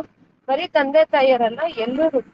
ಆಕ್ಚುಲಿ ಯಾರು ಹಿರಿಯರು ಇರ್ತಾರೆ ಮಕ್ಳ ಸುತ್ತೂರು, ಅವ್ರೆಲ್ರೂ ಕಲಿಬೇಕಾಗಿರುವಂತಹ ಒಂದು ಅಂಶ. ಇವಾಗ ಒಂದ್ ಮಗುಗೆ ಬೆಳಗ್ಗೆ ಬೇಗ ಎದ್ದೇಳ್ಬೇಕು ಅನ್ನೋದನ್ನ ಕಲಿಸ್ಬೇಕು. ಹೌದು, ಮಗುಗೆ ಬೇಗ ಎದ್ದೇಳ್ಬೇಕು ಅನ್ನೋ ಅಂತ ಒಂದ್ ಅಂಶ ಕಲಿಸ್ಬೇಕು, ಅದು ಸರಿಯಾದದ್ದು. ಈಗ ನಾವೇನ್ ಮಾಡ್ತೀವಿ ಅಂತಂದ್ರೆ ಬೇಗ ಹೇಳು ಅಂತ ಸುಮ್ನೆ ಬಾಯಲ್ಲಿ ಹೇಳ್ತಾ ಇದ್ರೆ ಆಗೋಗುವಂಥದ್ದಲ್ಲ. ಅದಕ್ಕೆ ಬೇರೆ ಬೇರೆ ವಿಧಾನಗಳನ್ನು ನಾವು ಅನುಸರಿಸ್ತಾ ಹೋಗ್ತೀವಿ. ಈಗ ನಾವು ತುಂಬಾ ಪ್ರೆಷರ್ ಆಗ್ತೀವಿ, ಮಗು ಬೇಗ ಎದ್ದಿಲ್ಲ ಅಂತಂದ್ರೆ ನಾವೇನ್ ಮಾಡ್ತೀವಿ, ಬೈದ್ ಬಿಡ್ತೀವಿ ಮಗುನ, ಯಾಕೆ ಎದ್ದಿಲ್ಲ, ನೋಡು ನಾನು ಇಷ್ಟ ದಿನದಿಂದ ಹೇಳ್ತಾ ಇದ್ರು ನೀನ್ ಎದ್ದೇಳ್ತಾ ಇಲ್ಲ, ಈ ತರ ಬೈತೀವಿ ಅಂತ ಇಟ್ಕೊಂಡು ಬಹುಶಃ ಮಗು ಗ್ರಾಜುಯಲ್ ಆಗಿ ಏನ್ ಮಾಡ್ಬಹುದು, ಅರ್ಥನೂ ಮಾಡ್ಕೋಬಹುದು, ಗೊತ್ತಿಲ್ಲ, ಅರ್ಥ ಮಾಡ್ಕೊಳ್ಬಹುದು. ಅದೇ ನಾನು ಹೇಳಿದ್ದು, ಇದೆಲ್ಲ ನಾವು ಪರ್ಸನಲ್ ಆಗಿ ಒಂದೊಂದು ವ್ಯಕ್ತಿಯನ್ನು ನೋಡಿ ಕಲಿಸ್ಬೇಕಾಗುತ್ತೆ. ಆದ್ರೆ ಇದರ ವಿಪರೀತ ಪರಿಣಾಮ ಇನ್ನೊಂದಿದೆ. ಅದೇನು ಅಂತಂದ್ರೆ ಅಪ್ಪ ಅಮ್ಮನ ಮುಂದೆ ಎದ್ದು ಬಿಡೋದು, ಆಮೇಲೆ ಇನ್ನೇನೋ ಮಾಡ್ತೀನಿ ಅಂತ ಹೋಗಿ ಒಳಗಡೆ ಮಲ್ಕೊಂಡ್ಬಿಡೋದು. ಅಂದ್ರೆ ಹಿಂದೊಂದು ಮುಂದೊಂದು ಮಾಡುವಂತ ಅಪ್ರಾಮಾಣಿಕತೆಯನ್ನ ಮಗು ಕಲಿಯುವಂತ ಸಾಧ್ಯತೆ ಇದೆ. ಯಾವುದೇ ವಿಷಯಕ್ಕೆ ಇರ್ಬೋದು, ನಾವು ಒತ್ತಡ ಹಾಕ್ತಾ ಹೋದ್ರೆ, ಮಗು ಸೈಕಾಲಜಿನ ಅರ್ಥ ಮಾಡ್ಕೊಳ್ಳದೆ ನಾವು ಒತ್ತಡ ಹಾಕಿದ್ವಿ ಅಂತ ಹೇಳಿದ್ರೆ ಮಗು ಅಪ್ರಾಮಾಣಿಕ ಆಗುವಂತಹ ಸಾಧ್ಯತೆಗಳು ತುಂಬಾ ಇದೆ. ಇದು ಅಪಾಯದ ಸ್ಥಿತಿ. ಯಾಕೆ ಅಂತಂದ್ರೆ ಹಿಂದೆ ಮಗು ಏನ್ ಮಾಡತ್ತೆ ಅನ್ನೋದು ನಮ್ಗೆ ಅರ್ಥ ಆಗಲ್ಲ. ಮಗು ನಮ್ ಎದುರುಗೆ ತಪ್ಪು ಮಾಡ್ತು ಅಂತ ಇಟ್ಕೊಳ್ಳಿ, ತೊಂದ್ರೆ ಇಲ್ಲ. ಯಾಕೆ ಅಂತಂದ್ರೆ ಅದ್ ಏನ್ ತಪ್ಪು ಮಾಡ್ತಿದೆ ಅಂತ ನಮಗ್ ಗೊತ್ತು. ನಾವು ಒಂದ್ ವೇಳೆ ಅದಕ್ಕೆ ಎಲ್ಲಿ ತೀರಾ ಪರಿಸ್ಥಿತಿ ವಿಕೋಪ ಕೊಟ್ಟಿದೆ ನಾವು ಸಡನ್ ಆಗಿ ಬ್ರೇಕ್ ಹಾಕ್ಬೋದು, ನಾವ್ ಅದನ್ನ ತೊಂದರೆಯಿಂದ ರಕ್ಷಿಸಬಹುದು, ಸರಿಯಾಗಿ ಮಾಡ್ಬೋದು. ಆದ್ರೆ ಮಗು ಯಾವಾಗ ಅಪ್ರಾಮಾಣಿಕತೆಯನ್ನ ಕಲಿಯುತ್ತೆ ಅವಾಗ ಅದು ನಮ್ ಹಿಂದೆ ಮಾಡಕ್ ಶುರು ಮಾಡತ್ತೆ. ಆ ಮಗುನ ಕಂಟ್ರೋಲ್ ಮಾಡಕ್ಕೆ ಆಗಲ್ಲ. ಏನ್ ಮಾಡ್ತಿದೆ ಮಗು ಅಂತಲೇ ನಮ್ಗೆ ಅರ್ಥ ಆಗಲ್ಲ. ಆ ಪರಿಸ್ಥಿತಿ ಬರಬಾರ್ದು ಅಂತಂದ್ರೆ ಮಗು ನಮ್ಮ ಹತ್ರ ಮುಕ್ತವಾಗಿ ಟ್ರಾನ್ಸ್ಪರೆಂಟ್ ಆಗಿ ಇರ್ಬೇಕು ಅಂತಂದ್ರೆ ಈ ಮೌಲ್ಯಗಳನ್ನ ಅಳವಡಿಸುವಾಗ ನಾವು ಮಗುವಿಗೆ ಒತ್ತಾಯ ಆಗ್ತಾ ಇದೆಯಾ, ಹೇರಿಕೆ ಆಗ್ತಾ ಇದೆಯಾ, ಅಥವಾ ಸಹಜವಾಗಿ ಮಾಡುವಂತ ಒಂದು ಮನಸ್ಥಿತಿ ಅದಕ್ಕೆ ಡೆವಲಪ್ ಆಗ್ತಾ ಇದೆಯಾ, ಇದನ್ನ ನಾವು ನೋಡ್ಕೊಳ್ಬೇಕಾಗತ್ತೆ. ಇದರ ಬಗ್ಗೆ ನಾವಿನ್ನು ಸಾಕಷ್ಟು ವಿಮರ್ಶೆಯನ್ನ ಮಾಡ್ಬೇಕು. ಮುಂದಿನ ತಿಂಗಳಲ್ಲಿ ನಾವ್ ಇದೇ ವಿಷಯನ ಇಟ್ಕೊಂಡು ವಿಮರ್ಶೆಯನ್ನ ಮಾಡೋಣ. ಇವತ್ತು ನಾನೊಂಚೂರು ಹೊರಗಿರೋದ್ರಿಂದ ಇವತ್ತು ಈ ಅವಧಿಯನ್ನ ಇಲ್ಲಿಗೆ ನಿಲ್ಲಿಸ್ಕೊಂಡಿರೋಣ. ಏನಾದ್ರೂ ಪ್ರಶ್ನೆಗಳಿದ್ರೆ ಕೇಳ್ಬೋದು ಇನ್ನೊಂದು 10 ನಿಮಿಷಗಳ ಕಾಲ.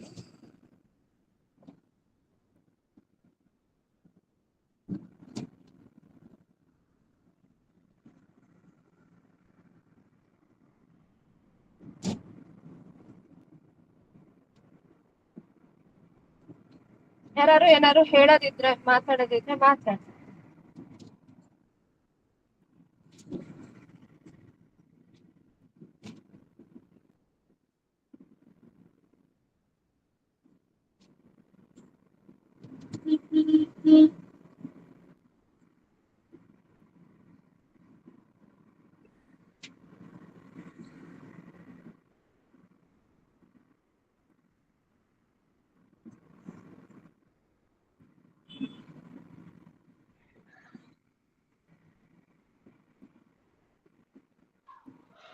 ನಮಗೆ ಅಸ್ಥೇಯ ಅಂತ ಅಂದ್ರೆ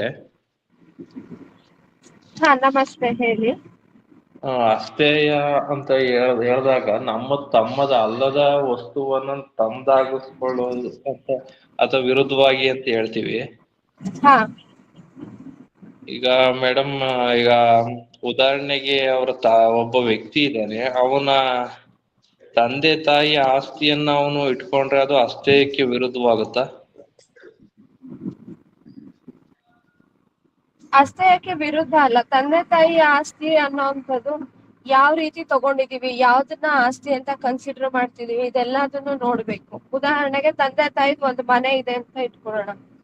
ಆ ಮನೆ ತಂದೆ ತಾಯಿ ನಂತರ ಆ ಮನೆ ಇನ್ನೂ ಇದೆ. ಇವಾಗ ನಾವೇನ್ ಮಾಡ್ತೀವಿ, ನಾವು ಆ ಮನೆಯಲ್ಲಿ ವಾಸ ಮಾಡ್ತೀವಿ, ಇದು ಖಂಡಿತ ತಪ್ಪಲ್ಲ.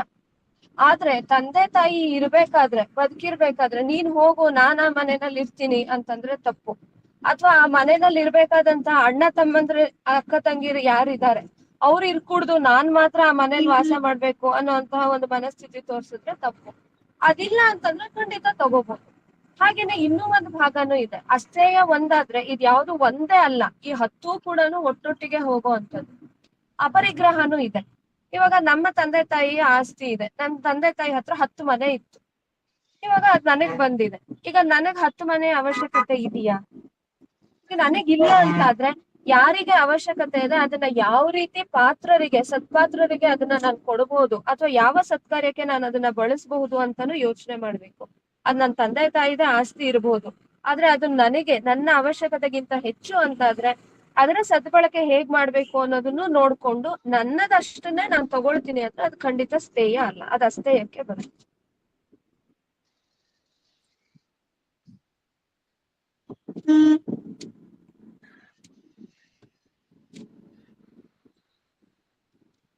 ನಿಮ್ಗೆ ಉತ್ತರ ಸಿಕ್ತಾ?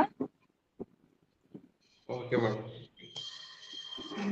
ಈಗ ಧನ್ಯವಾದ. ಇನ್ನೊಬ್ರು ಹ್ಯಾಂಡ್ ರೈಸ್ ಮಾಡಿದ್ದೀರಾ, ಹೇಳಿ.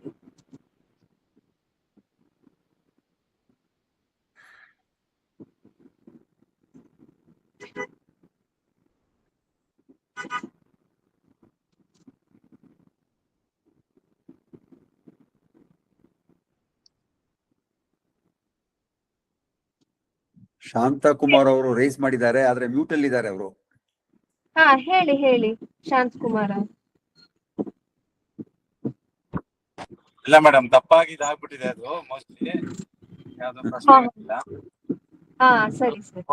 ಕಂಟಿನ್ಯೂ ಮಾಡಂಗಿದ್ರೆ ಅವ್ರದ್ದೊಂದು ಹೇಳ್ಬೋದು. ಹಾ ಮನೆ ಹೇಳಿ. ಕಟ್ಟೋದು ಅದು ಪ್ರಾಣಿಗಳ ತರ ನಾವು ಎಷ್ಟಕ್ ಬೇಕೋ ಅಷ್ಟಕ್ಕೆ ಇಟ್ಕೊಂಡ್ರೆ ಒಳ್ಳೇದು. ಅದು ಹಾ ಮಕ್ಕಳಿಗೆ ಅದು ಏನಾದ್ರೆ ಪ್ರಾಣಿಗಳೇನ್ ಮಾಡುತ್ತೆ, ಅದೊಂದು ಸಮಯ ಬಂದಾಗ ಮನೆ ಕಟ್ಟುತ್ತೆ. ಆ ಮನೆ ಹಾ ಕಟ್ಟಬೇಕಾದ್ರೆ ಮಕ್ಕಳಿಗೆ ಅಂತ ಮನೆ ಕಟ್ಟಲ್ಲ ಅದು. ಹಾ ಮಕ್ಕಳು ಅನ್ನೋದು ಬೇರೆ ಕಡೆ ಕಟ್ಕೊಳ್ಳುತ್ತೆ. ಇದು ಈ ಭೂಮಿ ಮೇಲೆ ಯಾವುದೇ ಜಾಗ ಆಗ್ಲಿ ಯಾರ್ದು ಅಲ್ಲ. ಹಾ ಡಾಕ್ಯುಮೆಂಟ್ ಆಗಿರ್ಬೋದು, ಮತ್ತೊಂದಾಗಿರ್ಬೋದು, ಹಾ ಇದು ಮಕ್ಕಳಿಗೆ ಸೇರ್ಬೇಕು ಅನ್ನೋದು ಅದು ಕೂಡ ತಪ್ಪೆ. ಸರಿ.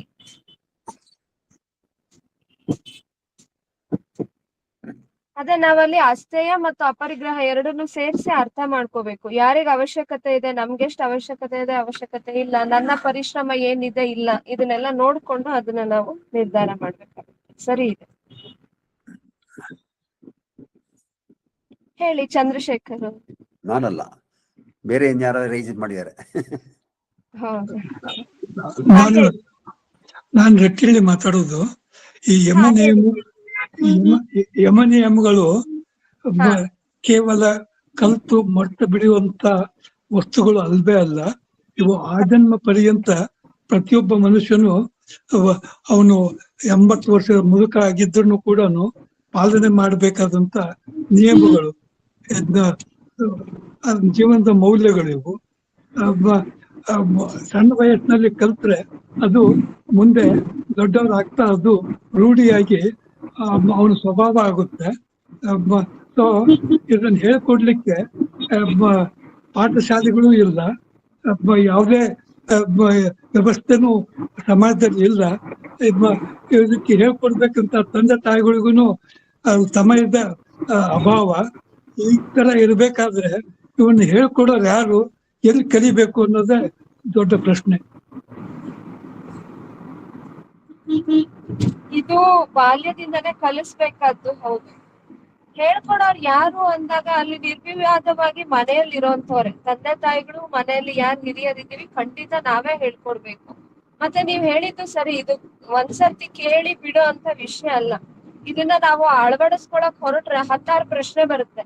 ಅದಕ್ಕೂ ನಾವು ಉತ್ತರ ಕಂಡ್ಕೋತಾ ಮಾಡ್ಕೋತಾ ಹೋಗ್ಬೇಕು. ಅದಕ್ಕೆ ಒಂದ್ ವ್ಯವಸ್ಥೆ ಇತ್ತು, ಇವಾಗ ಆ ವ್ಯವಸ್ಥೆ ಇಲ್ಲ. ಆದ್ರೆ ತಂದ್ಕೊಳ್ಳೋದು ಹೇಗೆ ಅನ್ನೋದ್ರ ಬಗ್ಗೆ ನಾವ್ ಯೋಚನೆ ಮಾಡ್ಬೇಕು. ತಂದ್ಕೊಳ್ಳೋದು ಹೇಗೆ ಅನ್ನುವಾಗ ಎಲ್ಲಾ ವಿಷಯಕ್ಕೂ ಕೂಡ ಮೊದಲನೇ ಉತ್ತರ ನನ್ನಿಂದ ಅನ್ನೋದೇ ಉತ್ತರ. ಮೊದ್ಲು ನಾನ್ ಅಳವಡಿಸ್ಕೊಳ್ಬೇಕು.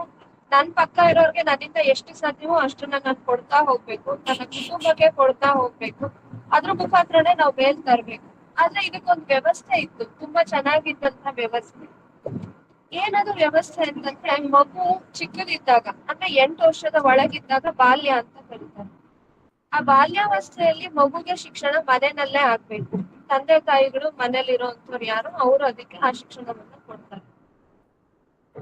ಆ ಹಂತದಲ್ಲಿ ಮಗು ಏನ್ ಮಾಡತ್ತೆ ಅಂತಂದ್ರೆ, ನಾವ್ ಹೇಳಿದ್ದನ್ನ ಕೇಳಿಸ್ಕೊಳ್ಳೋದಕ್ಕಿಂತ ನಾವ್ ಮಾಡಿದ್ದನ್ನ ನೋಡಿ ಮಾಡೋ ಅಂತದ್ದು ಹೆಚ್ಚಾಗಿರುತ್ತೆ.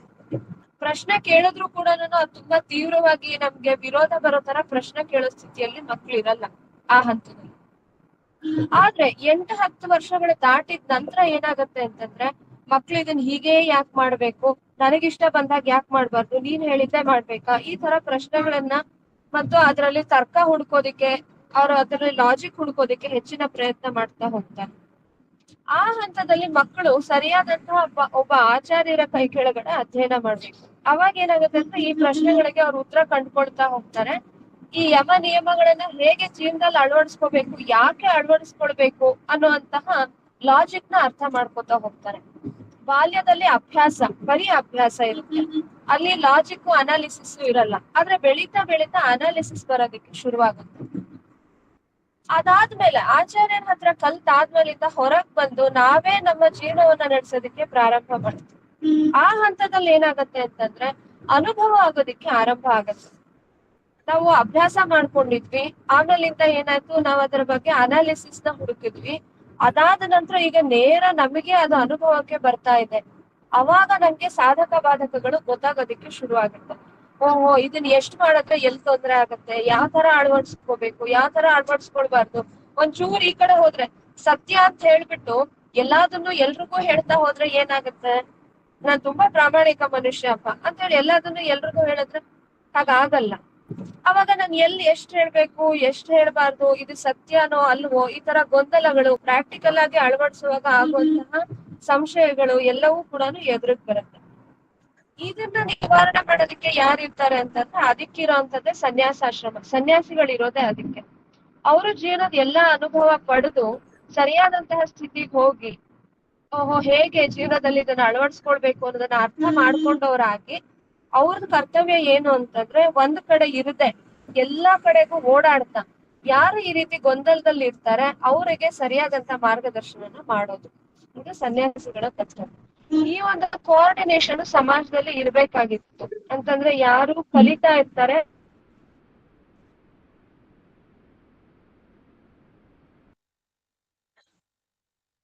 ಈಗ ನೀವು ಹೇಳಿದ್ದು ಆಚಾರ್ಯರು ಯಾರು ಕಲ್ತು ಮುಗಿಸಿ ಪ್ರಾಕ್ಟಿಕಲ್ ಆಗಿ ಅವ್ರ ಜೀವನಕ್ಕೆ ಬಿದ್ದಿರ್ತಾರೆ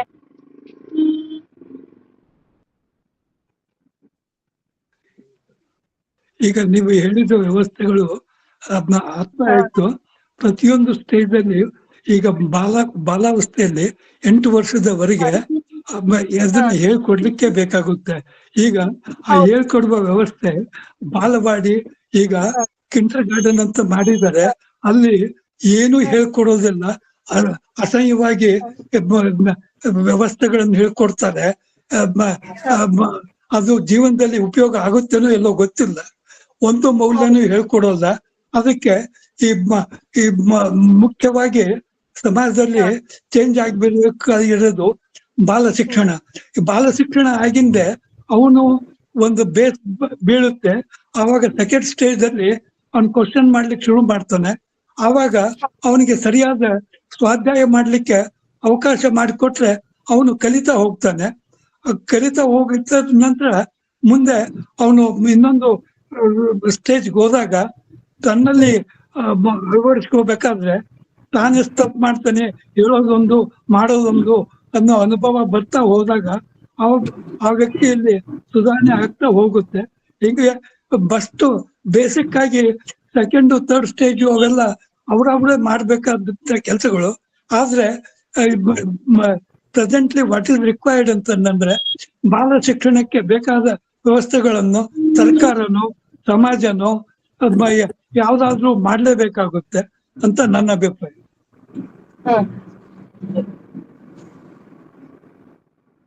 ಇಲ್ಲಿ ಬಾಲ್ಯ ಶಿಕ್ಷಣ ಏನಿದೆ ಅದು ಮುಖ್ಯ ಅನ್ನೋದು ಸತ್ಯ, ನೀವ್ ಹೇಳಿದ್ ಸರಿ ಇದೆ. ಆದ್ರೆ ಅದನ್ ಮಾಡೋದು ಸರ್ಕಾರನೂ ಅಲ್ಲ, ಯಾವ್ದು ಅಲ್ಲ, ಅದನ್ ಮಾಡೋದು ನಾವೇ. ನಾವ್ ಮನೇಲಿ ಇರುವಂತ ತಂದೆ ತಾಯಿಗಳು, ಅಜ್ಜಿ ತಾತಂದ್ರು, ನಾವು ಕುಟುಂಬ ವರ್ಗದವ್ರು ಏನಿದೀವಿ ಅದೇ ನಿಜವಾಗ್ಲೂ ಶಿಕ್ಷಣ ಕೊಡ್ಬೇಕಾದಂತಹ ಸ್ಥಾನ ನಮ್ಮದೇ ಕರ್ತವ್ಯ. ಯಾಕೆ ಅಂತಂದ್ರೆ ವೇದಗಳ ಹಿನ್ನೆಲೆಯಲ್ಲಿ ನೋಡಿದಾಗ ಬಾಲ್ಯ ಅನ್ನೋದ್ರಲ್ಲಿ ಬಾಲವಾಡಿ ಆಗ್ಲಿ, ಶಾಲೆ ಆಗ್ಲಿ, ಇನ್ಯಾವ್ದೋ ನರ್ಸರಿ, ಮಾಂಟಿಸರಿ ಇದ್ಯಾವ್ದು ಕೂಡ ಬರಲ್ಲ. ಮಕ್ಳು ಆಚಾರ್ಯರ ಹತ್ರ ಹೋಗಿ ಕಲಿಯುವಂತ ವಯಸ್ಸು ಯಾವ್ದು ಅಂದ್ರೆ 8ರ ನಂತರ, 8-10 ವಯಸ್ಸಿನ ನಂತರ. ಅದ್ವರ್ಗು ಅವ್ರು ಎಲ್ಲಿರ್ತಾರೆ ಅಂದ್ರೆ ಮನೇಲೇ ಇರ್ತಾರೆ. ಹಾಗಾಗಿ ಈ ಬಾಲ್ಯ ಶಿಕ್ಷಣ ಏನಿದೆ ಅದನ್ನ ಕೊಡುವಂತ ಕ್ಷೇತ್ರ ಮನೇನೇ ಆಗ್ಬೇಕೆ ಹೊರತು ಹೊರಗಿಂದ ಯಾವ್ದು ಅಲ್ಲ. ಇವತ್ತು ನಾವು ನಮಗೆ ಸಮಯ ಇಲ್ಲ, ನಾವ್ ಹೇಳಿದ್ ನಮ್ ಮಕ್ಳು ಕೇಳಲ್ಲ, ಈ ತರ ಏನೇನೋ ವಿಷಯಗಳನ್ನ ಹೇಳಿ ಆ ಹೊಣೆಗಾರಿಕೆನ ಬೇರೆಯವ್ರಿಗೆ ಹೊರಿಸಿದೀವಿ. ಆದ್ರೆ ಆ ಹೊಣೆಗಾರಿಕೆ ಬೇರೆಯವ್ರು ವಹಿಸ್ಕೊಳಕ್ ಸಾಧ್ಯ ಇಲ್ಲ. ಯಾಕೆ ಅಂತಂದ್ರೆ ನಮ್ಮ ಮಕ್ಳು ಸರಿಯಾಗಿ ಬೆಳೀಲಿ ಅನ್ನೋ ಒಂದು ನಮ್ಮ ತವಕ ಏನಿದೆ ಅದು ಬೇರೆಯವ್ರಿಗೆ ಅರ್ಥ ಆಗಕ್ ಸಾಧ್ಯ ಇಲ್ಲ, ನಾವೇ ಮಾಡ್ಬೇಕು. ನೀವ್ ಹೇಳಿದ್ದು ಅದನ್ನ ಸತ್ಯ ಇದೆ. ಅದಕ್ಕೆ ಕೆಲವೊಂದು ಸಮಾಜಗಳ ವ್ಯವಸ್ಥೆ ಮಾಡ್ಬೋದು. ಆದ್ರೆ ಮನೆನೇ ಮೊದಲ ಪಾಠಶಾಲೆ ಅಂತ ಓದಿದ್ದೀವಿ. ಅದಕ್ಕೆ ಮೊದಲು ತಂದೆ ತಾಯಿಗಳಿಗೆ ನಾವು ಯಮನಿಯಮಗಳನ್ನ ಹೇಳ್ಕೊಡೋದು ಅಂದ್ರೆ ಪ್ರಚಾರ ಆಗ್ಬೇಕಾಗುತ್ತೆ. ಯಮನಿಯಮಗಳ ಪ್ರಚಾರ ಮಹಿಳಾ ಸಂಘಗಳಿಗೆ, ಹೆಣ್ಣುಳಿಕೆ ದೇವಸ್ಥಾನಗಳಿಗೆ ಹೋಗೋವ್ರಿಗೆ ಎಲ್ಲರಿಗೂ ಅವ್ರನ್ನ ದೂರ ಹಿಡ್ದಾನೆ ಎಲ್ಲರಿಗೂ ಅದರ ಜ್ಞಾನ ಕೊಡ್ಬೇಕಾಗುತ್ತೆ, ಯಮನಿಯಮಗಳ ಜ್ಞಾನ ಕೊಡ್ಬೇಕಾಗುತ್ತೆ. ಅದಕ್ಕೇನಾದ್ರೂ ವ್ಯವಸ್ಥೆಗಳನ್ನ ಅನುಕೂಲ ಇದ್ದವರು ಮಾಡ್ಬೇಕಾಗುತ್ತೆ. ಈಗ ನೀವು ಹೇಳಿದ ವಿಷಯನ್ನೇ ಯೂಟ್ಯೂಬ್ ಅಲ್ಲಿ ಮಾಡಿ ಹಾಕಿದ್ರೆ ಯಾವಾಗ ಬೇಕಾದಾಗ ಜನ ನೋಡ್ಬೋದು.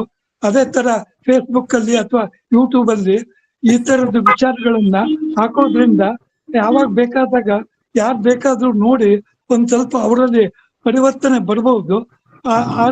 ಆ ದೃಷ್ಟಿಯಲ್ಲಿ ನೀವು ಯೋಚನೆ ಮಾಡಿದ್ರೆ ಜಾಸ್ತಿ ಜನಕ್ಕೆ ಉಪಯೋಗ ಆಗ್ಬಹುದು. ಆಯ್ತು, ಖಂಡಿತ ನಿಮ್ ಸಲಹೆ ಚೆನ್ನಾಗಿದೆ. ಆದಷ್ಟು ಬೇಗ ಯೂಟ್ಯೂಬ್ ಅಲ್ಲಿ ಹಾಕುವಂತ ಒಂದು ಇದನ್ನ ಮಾಡ್ತೀವಿ. ನಮಸ್ತೆ, ಥ್ಯಾಂಕ್ ಯು. ನಮಸ್ತೆ.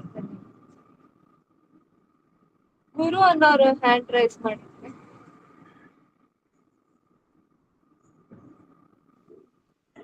ನಮಸ್ತೆ ಮೇಡಮ್. ನಮಸ್ತೆ. ನೀವು ಅಭಿನಂದನೆಗಳು ನಿಮ್ಮ ಒಳ್ಳೆ ಪ್ರಯತ್ನಕ್ಕೆ. ನಾನು ಲಾಸ್ಟ್ ಟೈಮ್ ಕನೆಕ್ಟ್ ಆಗಿದ್ದೆ ನಿಮ್ಮ ಈ ಕಾರ್ಯಕ್ರಮಕ್ಕೆ. ಬಹಳಷ್ಟು ಜ್ಞಾನ ಸಿಕ್ಕಿದೆ, ಇನ್ನೂ ಸಿಗ್ಬೇಕು. ಮತ್ತೊಂದು ಏನಂದ್ರೆ, ನೀವು ಅಹಿಂಸೆ ಬಗ್ಗೆ ಹೇಳಿದ್ರಲ್ಲ, ಅದು ಇವಾಗ ತುಂಬಾ ಅಗತ್ಯ ಇದೆ ಅಂತ. ಅಂದ್ರೆ ಅಹಿಂಸೆ ಪರಮೋ ಧರ್ಮ ಅಂತೇಳಿ ಒಂದು ಶ್ಲೋಕ ಇದೆಯಲ್ಲ ಮೇಡಮ್ ಭಗಿನಿ, ಅದ್ರ ಬಗ್ಗೆ ತಪ್ಪಾಗಿ ಅರ್ಥೈಸಲಾಗಿದೆ ಇತ್ತೀಚೆಗೆ, ನಿಮಗೂ ಗೊತ್ತು. ಅಂದ್ರೆ ನಮ್ಮ ಆತ್ಮರಕ್ಷಣೆ ಕೊಳ್ಳುವುದನ್ನು ಹಿಂಸೆ ಅಂತ ಹೇಳಿ ಬಿಂಬಿಸಲಾಗಿದೆ. ಅಂದ್ರೆ ನಾನು ಅದು ಬಿಡಿಸಿ ಹೇಳ್ಬೇಕಾಗಿಲ್ಲ, ನಿಮ್ಗೆ ಗೊತ್ತಿರ್ಬೋದು. ಅಂದ್ರೆ ಇದು ರಾಜಕೀಯ ಮಾತಾಡೋ ಪ್ಲಾಟ್ಫಾರ್ಮು ಅಲ್ಲ.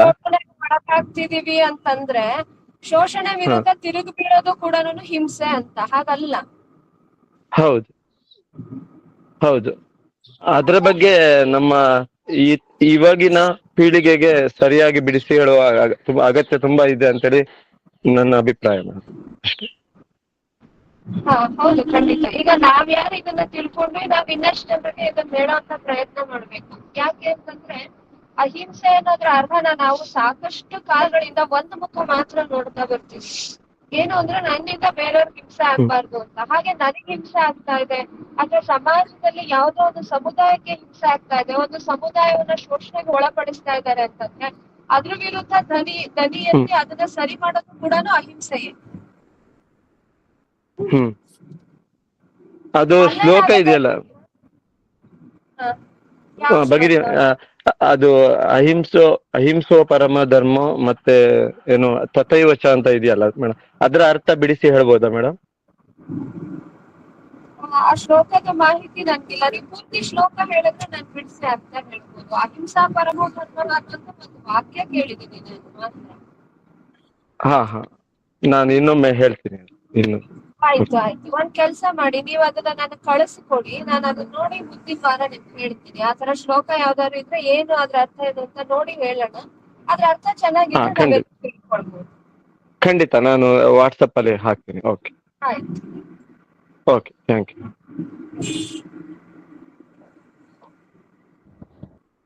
ಹೇಳಿ. ಹೀಗೆ ನಾವು ಏನಾದ್ರು ಅನ್ಯಾಯದ ಬಗ್ಗೆ ಧ್ವನಿ ಎತ್ತಿದ್ರೆ ಅವರೇ ಕೆಟ್ಟವರಾಗ್ತಾ ಇದಾರೆ. ಇಲ್ಲಿ ಯಾವ್ದಾದ್ರು ದರ ಅನ್ಯಾಯ ಆಗಿದೆ ಯಾಕಪ್ಪ ಅಂತಂದ್ರೆ ಮುಗೀತು, ಅವ್ರು ನೋಡಿ ಅದ್ ನಮ್ ವಿಚಾರ, ಇವ್ರ ಯಾಕೆ ಕೇಳ್ಬೇಕು? ಮನೋಸ್ಥಿತಿ ಇವಾಗಿನ ಪರಿಸ್ಥಿತಿ. ಸುಮಾರು ಆ ಪರಿಸ್ಥಿತಿಯಲ್ಲಿ ನಾನು ಒಬ್ಬ. ಯಾವ್ದಾದ್ರು ಅನ್ಯಾಯ ನಡೀತಾ ಇದೆ, ಧ್ವನಿ ಎತ್ತಿದ್ರೆ ಇವ್ರಿಗೇನ್ ಬೇಕಾಗಿರೋದು, ಇದಕ್ಕೂ ಸಂಬಂಧ ಇಲ್ವಲ್ಲ ಅಂತ. ಸಮಾಜದಲ್ಲಿ ಅನ್ಯಾಯ ಆದ್ರೆ ಯಾರ್ ಬೇಕಾದ್ರೂ ಧ್ವನಿ ಎತ್ಬೋದು. ಖಂಡಿತ, ಯಾರ್ ಬೇಕಾದ್ರೂ ಧ್ವನಿ ಎತ್ಬೋದು. ಇವರೇ ಎತ್ಬೇಕು, ಅವರೇ ಎತ್ಬೇಕು. ಇವ್ರ ಥರ್ಡ್ ಪಾರ್ಟಿ, ಇವ್ರ first person, second person, third person ಅನ್ನು ಇಲ್ಲಿ ಬರೋದಿಲ್ಲ. ಅಲ್ಲ, ಎಲ್ಲಿ ಸಮಾಜದಲ್ಲಿ ತೊಂದರೆ ಆಗ್ತಾ ಇದೆ ಅದ್ರ ವಿರುದ್ಧ ಧ್ವನಿ ಎತ್ತಬೇಕು, ಅದು ಎಲ್ರದ್ದು ಕರ್ತವ್ಯ. ಹೌದು, ಅದ್ರಲ್ಲೂ ಇವತ್ತಿನ ಪರಿಸ್ಥಿತಿಯಲ್ಲಿ ಯಾವಾಗ ಸನ್ಯಾಸಿಗಳ ಆ ಕರ್ತವ್ಯವನ್ನ ಮಾಡ್ತಾ ಇಲ್ಲ, ಅವಾಗ ನಮ್ಮಂತವ್ರೆ ಮಾಡ್ಬೇಕಾಗತ್ತೆ. ಆದ್ರೆ ಏನಾಗತ್ತೆ, ನಾವು ಗೃಹಸ್ಥಾಶ್ರಮದಲ್ಲಿ ಇರೋದ್ರಿಂದ ನಮ್ದು ಏನು ಮೊದಲು ಅದಕ್ಕೆ ಆದ್ಯತೆ ಕೊಟ್ಟು ಆಮೇಲಿಂದ ಸಮಾಜದ ಅನ್ಯಾಯವನ್ನ, ನೀತಿಯನ್ನ ತಿದ್ದುವಂತ ಕೆಲಸ ಮಾಡ್ಬೇಕಾಗತ್ತೆ. ಆದ್ರೆ ಸನ್ಯಾಸಿಗಳದ್ದು ಪೂರ್ತಿ ಸಮಯ ಅದೇ ಕೆಲಸ. ಇವತ್ತಾಗಲ್ಲ, ನಮಗ್ ಕೊರತೆ ಆಗ್ತಿರೋದು ಸತ್ಯ ಅಲ್ಲ. ಅದು ಸರಿನೇ, ಸನ್ಯಾಸಿಗಳು ಮಾಡ್ತಾ ಇದಾರೆ. ಹಾಗಂತ ನಾವು ಸುಮ್ಮನೆ ಸನ್ಯಾಸಿಗಳು ಮಾಡ್ಬೇಕು ಅಂತಂದ್ರೆ ನಾವು ಮಾಡಿಲ್ಲ ಅಂದ್ರೂ ಸಮಾಜ ಇನ್ನು ಹದಗೆಟ್ಟೋಗ್ಬಿಡುತ್ತಲ್ಲ. ಹೌದೌದು, ನಾವು ಮಾಡ್ಬೇಕು. ಆದ್ರೆ ನಮ್ದು ಫಸ್ಟ್ ಪ್ರಿಯಾರಿಟಿ ಮನೆ, ನಂತರ ಪ್ರಿಯಾರಿಟಿ ಸಮಾಜ. ಈಗ ಅದೇ ರೀತಿ ಸಮಾಜಿಯವರು ಒಂದು ಹೇಳ್ತಾ ಇದ್ರು, ತಂದೆ ತಾಯಿನೇ ಯಾವಾಗ್ಲೂ ಗುರುಗಳಾದ್ರೆ ತುಂಬಾ ಉತ್ತಮ ಅಂತ. ಹೌದು. ಯಾಕೆ ಅಂದ್ರೆ ಅಲ್ಲಿ ಅವ್ರಿಗೆ ಶಿಕ್ಷಣ ಎಲ್ಲ ಜೊತೆಲೇ ಇರೋದ್ರಿಂದ, 24 ಗಂಟೆ ಜೊತೆಲೇ ಇರೋದ್ರಿಂದ ಅವ್ರಿಗೆ ಹಾ. ಶಿಕ್ಷಣ ಅಲ್ಲಿ ಸಿಗ್ತಾ ಹೋಗುತ್ತೆ. ತಂದೆ ತಾಯಿಗಳೇ ಶಿಕ್ಷಣ ಅಲ್ಲಿ ಬರ್ತಾ. ಆದ್ರೆ ಇವಾಗ ಆ ಪರಿಸ್ಥಿತಿ ಇಲ್ಲ. ಇವಾಗ ಏನ್ ಮಾಡ್ಬೇಕು, ಎಲ್ಲಿ ಜ್ಞಾನ ಇರುವಂತವ್ರು ಇದಾರೋ ಅವ್ರ ಹತ್ರ ಹೋಗಿ ಕಲ್ತ್ಕೊ ಬಂದು ಮುಂದೆ ಇದು ಮಾಡ್ಬೇಕು. ಮಕ್ಕಳು ಕಲಿತಾ ಇಲ್ಲ, ಇನ್ನೊಂದು ಮಾಡ್ತಾ ಇಲ್ಲ ಅಂದ್ರೆ ತಂದೆ ತಾಯಿಗಳದೇ ಗೊತ್ತಿಲ್ಲ, ಜ್ಞಾನ ಕೊಡಕ್ಕಾಗಿಲ್ಲ, ಅದ್ ಹಿಂಗಾಗ್ತಿದೆ ಹಿಂಗಾಗ್ತಿದೆ ಅಂದ್ರೆ ಅದು ತಂದೆ ತಾಯಿಗಳಿಗೆ ಎಸ್ಕೇಪ್ ಆಗ್ತಾ ಇರೋ ಒಂದು. ಯಾವುದೇ ಕಾರಣಕ್ಕೂ ಮೊದಲ ತಂದೆ ತಾಯಿ.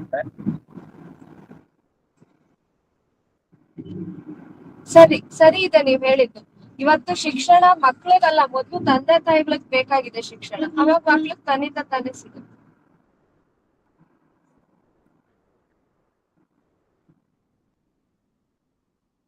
ನಾರಾಯಣನ್ ಅವರೊಬ್ರು ಹ್ಯಾಂಡ್ ರೈಸ್ ಮಾಡಿದ್ದೀರಾ, ಹೇಳಿ.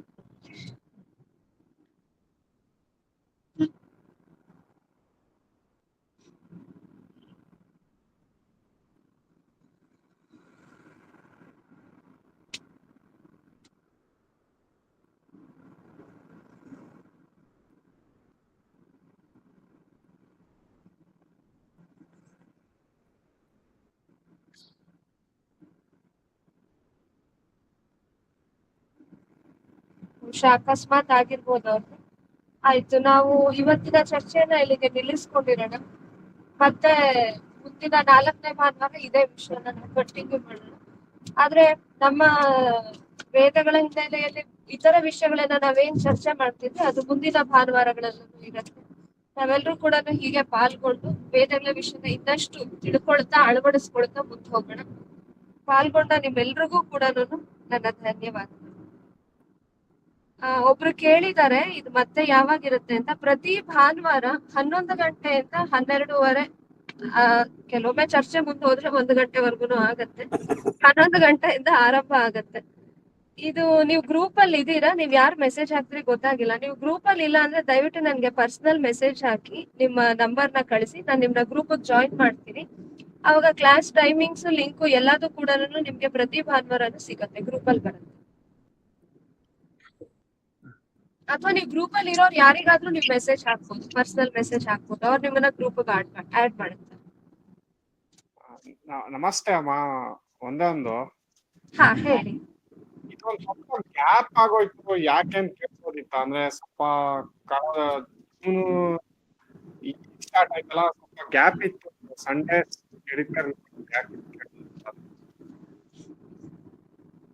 ನಿಮ್ ವಾಯ್ಸ್ ಏನೋ ಒಂಚೂರ್ ಬ್ರೇಕ್ ಆಗ್ತಿದೆ, ನಂಗೆ ಸರಿಯಾಗಿ ಕೇಳಿಸ್ತಿಲ್ಲ. ಏನು ಕ್ಲಾಸ್ ಮಧ್ಯೆ ಸ್ವಲ್ಪ ನಿಂತಿತ್ತು ಅಂತನಾ? ಹಾ, ಕ್ಲಾಸ್ ಮಧ್ಯೆ ಸ್ವಲ್ಪ ನಿಂತಿತ್ತು. ಇವತ್ತಿಂದ ಶುರು ಆಯ್ತಲ್ಲ, ಮತ್ತೆ ಪ್ರಾರಂಭ ಆಯ್ತಲ್ಲ, ಅದೇ. ಇಲ್ಲ, ಹೋದ್ ವಾರನೂ ಇತ್ತು ಕ್ಲಾಸ್. ಮಧ್ಯದಲ್ಲಿ 1-2 ವಾರ ಏನೋ ನಮ್ ಮಕ್ಳಿಗೆ ಒಂಚೂರು ಹುಷಾರಿರ್ಲಿಲ್ಲ, ಆ ತರ ಆಗಿ 1-2 ವಾರ ನನ್ಗೆ ಕ್ಲಾಸ್ ತಗೊಳಕ್ ಆಗ್ತಿಲ್ಲ ಅಷ್ಟೇ. ಇರತ್ತೆ. ಹಂಗಾರೆ ಇನ್ಮೇಲೆ ಪ್ರತಿ ಸಂಡೇ ಇರತ್ತಲ್ಲ? ಹೌದೌದು, ಪ್ರತಿ ಭಾನುವಾರ ಇರುತ್ತೆ. ಅಕಸ್ಮಾತ್ ಕ್ಲಾಸ್ ಇಲ್ಲ ಅಂತ ಹೇಳಿದ್ರೆ ನಾ ಇದ್ರಲ್ಲಿ ಗ್ರೂಪ್ ಅಲ್ಲಿ ಮೆಸೇಜ್ ಹಾಕಿರ್ತೀವಿ. ಅದು ಫಸ್ಟ್ ಹಾ, ಸಮಾರಂಭ ಅದು ನಿಮ್ಮ ಸ್ಟೂಡೆಂಟ್ಸ್ ವಿದ್ಯಾರ್ಥಿಗಳದ್ದು ಇತ್ತಲ್ಲ, ಅವಾಗ ಮಧ್ಯ ಒಂದು ಗ್ಯಾಪ್ ಇತ್ತು. ಅದಾದ್ರ ಮೇಲೆ ಜೂನ್ ನಲ್ಲಿ ಸ್ಟಾರ್ಟ್ ಆಗುತ್ತೆ ಅಂತ ನಾನು ತುಂಬಾ ಕಾದೆ. ಬೇರೆ ಎಲ್ಲ ಮೆಸೇಜ್ಗಳೆಲ್ಲ ಬರ್ತದೆ, ಹಾಗಾಗಿ ಅದು ಶುರು ಮಾಡ್ತೀವಿ ನಾವು ಜೂನ್. ಅಲ್ಲೊಂದ್ ಸ್ವಲ್ಪ ನಮ್ಗೆ ಕೆಲವೊಂದ್ ಸೆಟಪ್ ಮಾಡ್ಕೋಬೇಕಾಗಿತ್ತು, ಹಾಗಾಗಿ ಮಧ್ಯದಲ್ಲಿ ನಿಲ್ಸಿದ್ವಿ. ಅದಾದ್ಮೇಲೆ ನಾವು ಶುರು ಮಾಡಿ ಸುಮಾರು ದಿನ ಆಯ್ತು, 1 ತಿಂಗಳ ಮೇಲೆ ಆಯ್ತು. ನಿಮ್ಗೆ ಬಹುಶಃ ಹೊಸ ಲಿಂಕ್ ಸಿಕ್ಕಿರ್ಲಿಲ್ಲ ಅಂತ ಕಾಣುತ್ತೆ ನಿಮ್ಗೆ. ಇವತ್ತು ನಂಗೆ ಸಿಕ್ತು. ಇವತ್ತು ಗ್ರೂಪ್ ಅಲ್ಲಿ ಸುಧಾಕರ್ ಶರ್ಮಾ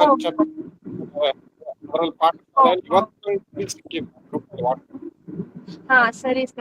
ಅದೇನೋ ಸ್ವಲ್ಪ ಕಮ್ಯುನಿಕೇಶನ್ ಗ್ಯಾಪ್ ಆಗಿದೆ. ನಾವ್ ಆದಷ್ಟು ಅದನ್ನ ಸ್ಟೇಟಸ್ ಹಾಕೊಂಡು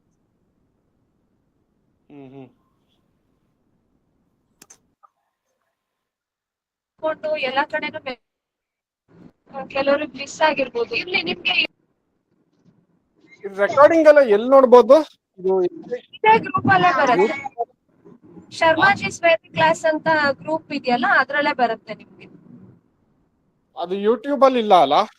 ಇಲ್ಲ ಯೂಟ್ಯೂಬ್ ಅಲ್ಲಿ ಎಲ್ಲೂ ಸಿಗಲ್ಲ, ಇದ್ರಲ್ಲೇ ಸಿಗತ್ತೆ. ಅದ್ ರೀಪೋಸ್ಟ್ ಮಾಡೋಣಂತೆ.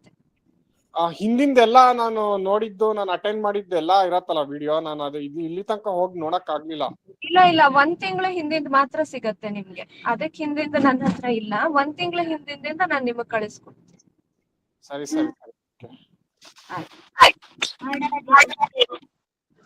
ಭಾಗವಹಿಸಿದಂತ ಎಲ್ರಿಗೂ ಕೂಡ ನನ್ನ ಧನ್ಯವಾದ. ಮತ್ತೆ ಮುಂದಿನ ವಾರ ಭೇಟಿ ಆಗೋಣ. ಹರಿ ಓಂ. ಹರಿ ಓಂ. ಹಾ, ಹೇಳಿ. ಇದು ನಾನು ಗ್ರೂಪ್ ನಲ್ಲಿ ಇಲ್ಲ, ಯಾವ ರೀತಿ ಅದು ಆಡ್ ಆಗುವುದು? ನನ್ನ ನಂಬರ್ ಇಲ್ಲ ನಿಮ್ದು ನನಗೆ. ನಾನು ಇವತ್ತು ಒಂದು ಲಿಂಕ್ ಸಿಕ್ತು ಅಂತ ಹೇಳಿ ನಾನು ಜಾಯಿನ್ ಆದೆ. ಸೊ ನೆಕ್ಸ್ಟ್ ಯಾವ ರೀತಿ ಇದು ಜಾಯಿನ್ ಆಗೋದು? ಅದೇ ಗ್ರೂಪ್ ನಲ್ಲಿ ಬರ್ರಿ ಅಂತ ಹೇಳಿದ್ರಿ, ಯಾರ್ ನಂಬರ್ ತಗೊಂಡು ಮಾಡ್ಬೇಕು? ನನ್ನ ಹತ್ರ ನಂಬರ್ ಇಲ್ಲ. ಸರಿ, ನಾನು ಒಂದು ನಂಬರ್ ಹೇಳ್ತೀನಿ. ನೀವ್ ಯಾರ್ಯಾರು ಇವತ್ತು ಕ್ಲಾಸ್ ಅಲ್ಲಿ ಅಟೆಂಡ್ ಆಗಿರೋರ ಹತ್ರ ನಿಮ್ ಹತ್ರ ಲಿಂಕ್ ಇಲ್ಲ ಅಥವಾ ಗ್ರೂಪ್ ಅಲ್ಲಿ ಇಲ್ಲ, ನೀವೆಲ್ಲರೂ ಕೂಡ ಆ ನಂಬರಿಗೆ ದಯವಿಟ್ಟು ಮೆಸೇಜ್ ಮಾಡಿ. ನಿಮ್ ಹೆಸರು ಮತ್ತೆ ಭಾನುವಾರದ ವೇದ ತರಗತಿ ಅಂತ ಹಾಕಿ ನಿಮ್ಮ ವಾಟ್ಸ್ಆಪ್ ನಂಬರ್ನ ಹಾಕಿ ನನ್ಗೊಂದು ಮೆಸೇಜ್ ಮಾಡಿ. ನಾನು ಅವರನ್ನೆಲ್ಲರೂ ಕೂಡ ನನ್ನ ಗ್ರೂಪ್ಗೆ ಆಡ್ ಮಾಡ್ತೀನಿ. ಅದ್ರ ನಂಬರ್ ಹೀಗಿದೆ: 944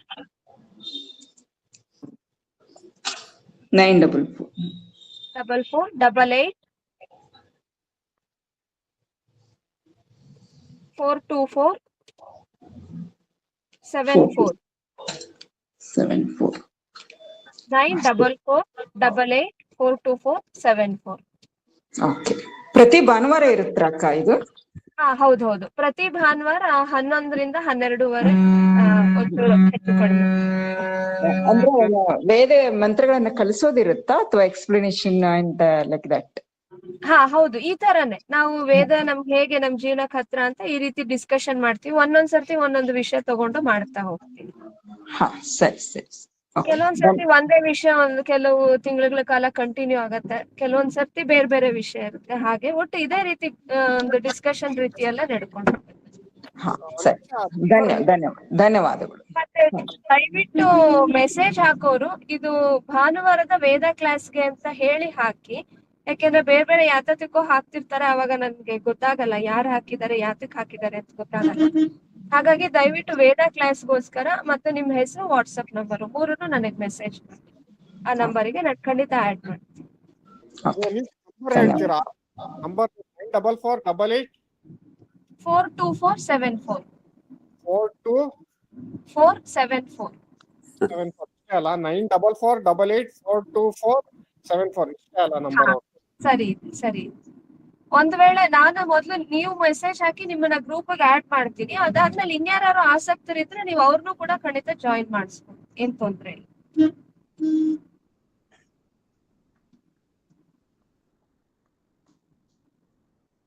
ಧನ್ಯವಾದ. ನಮಸ್ಕಾರ. ನಮಸ್ಕಾರ.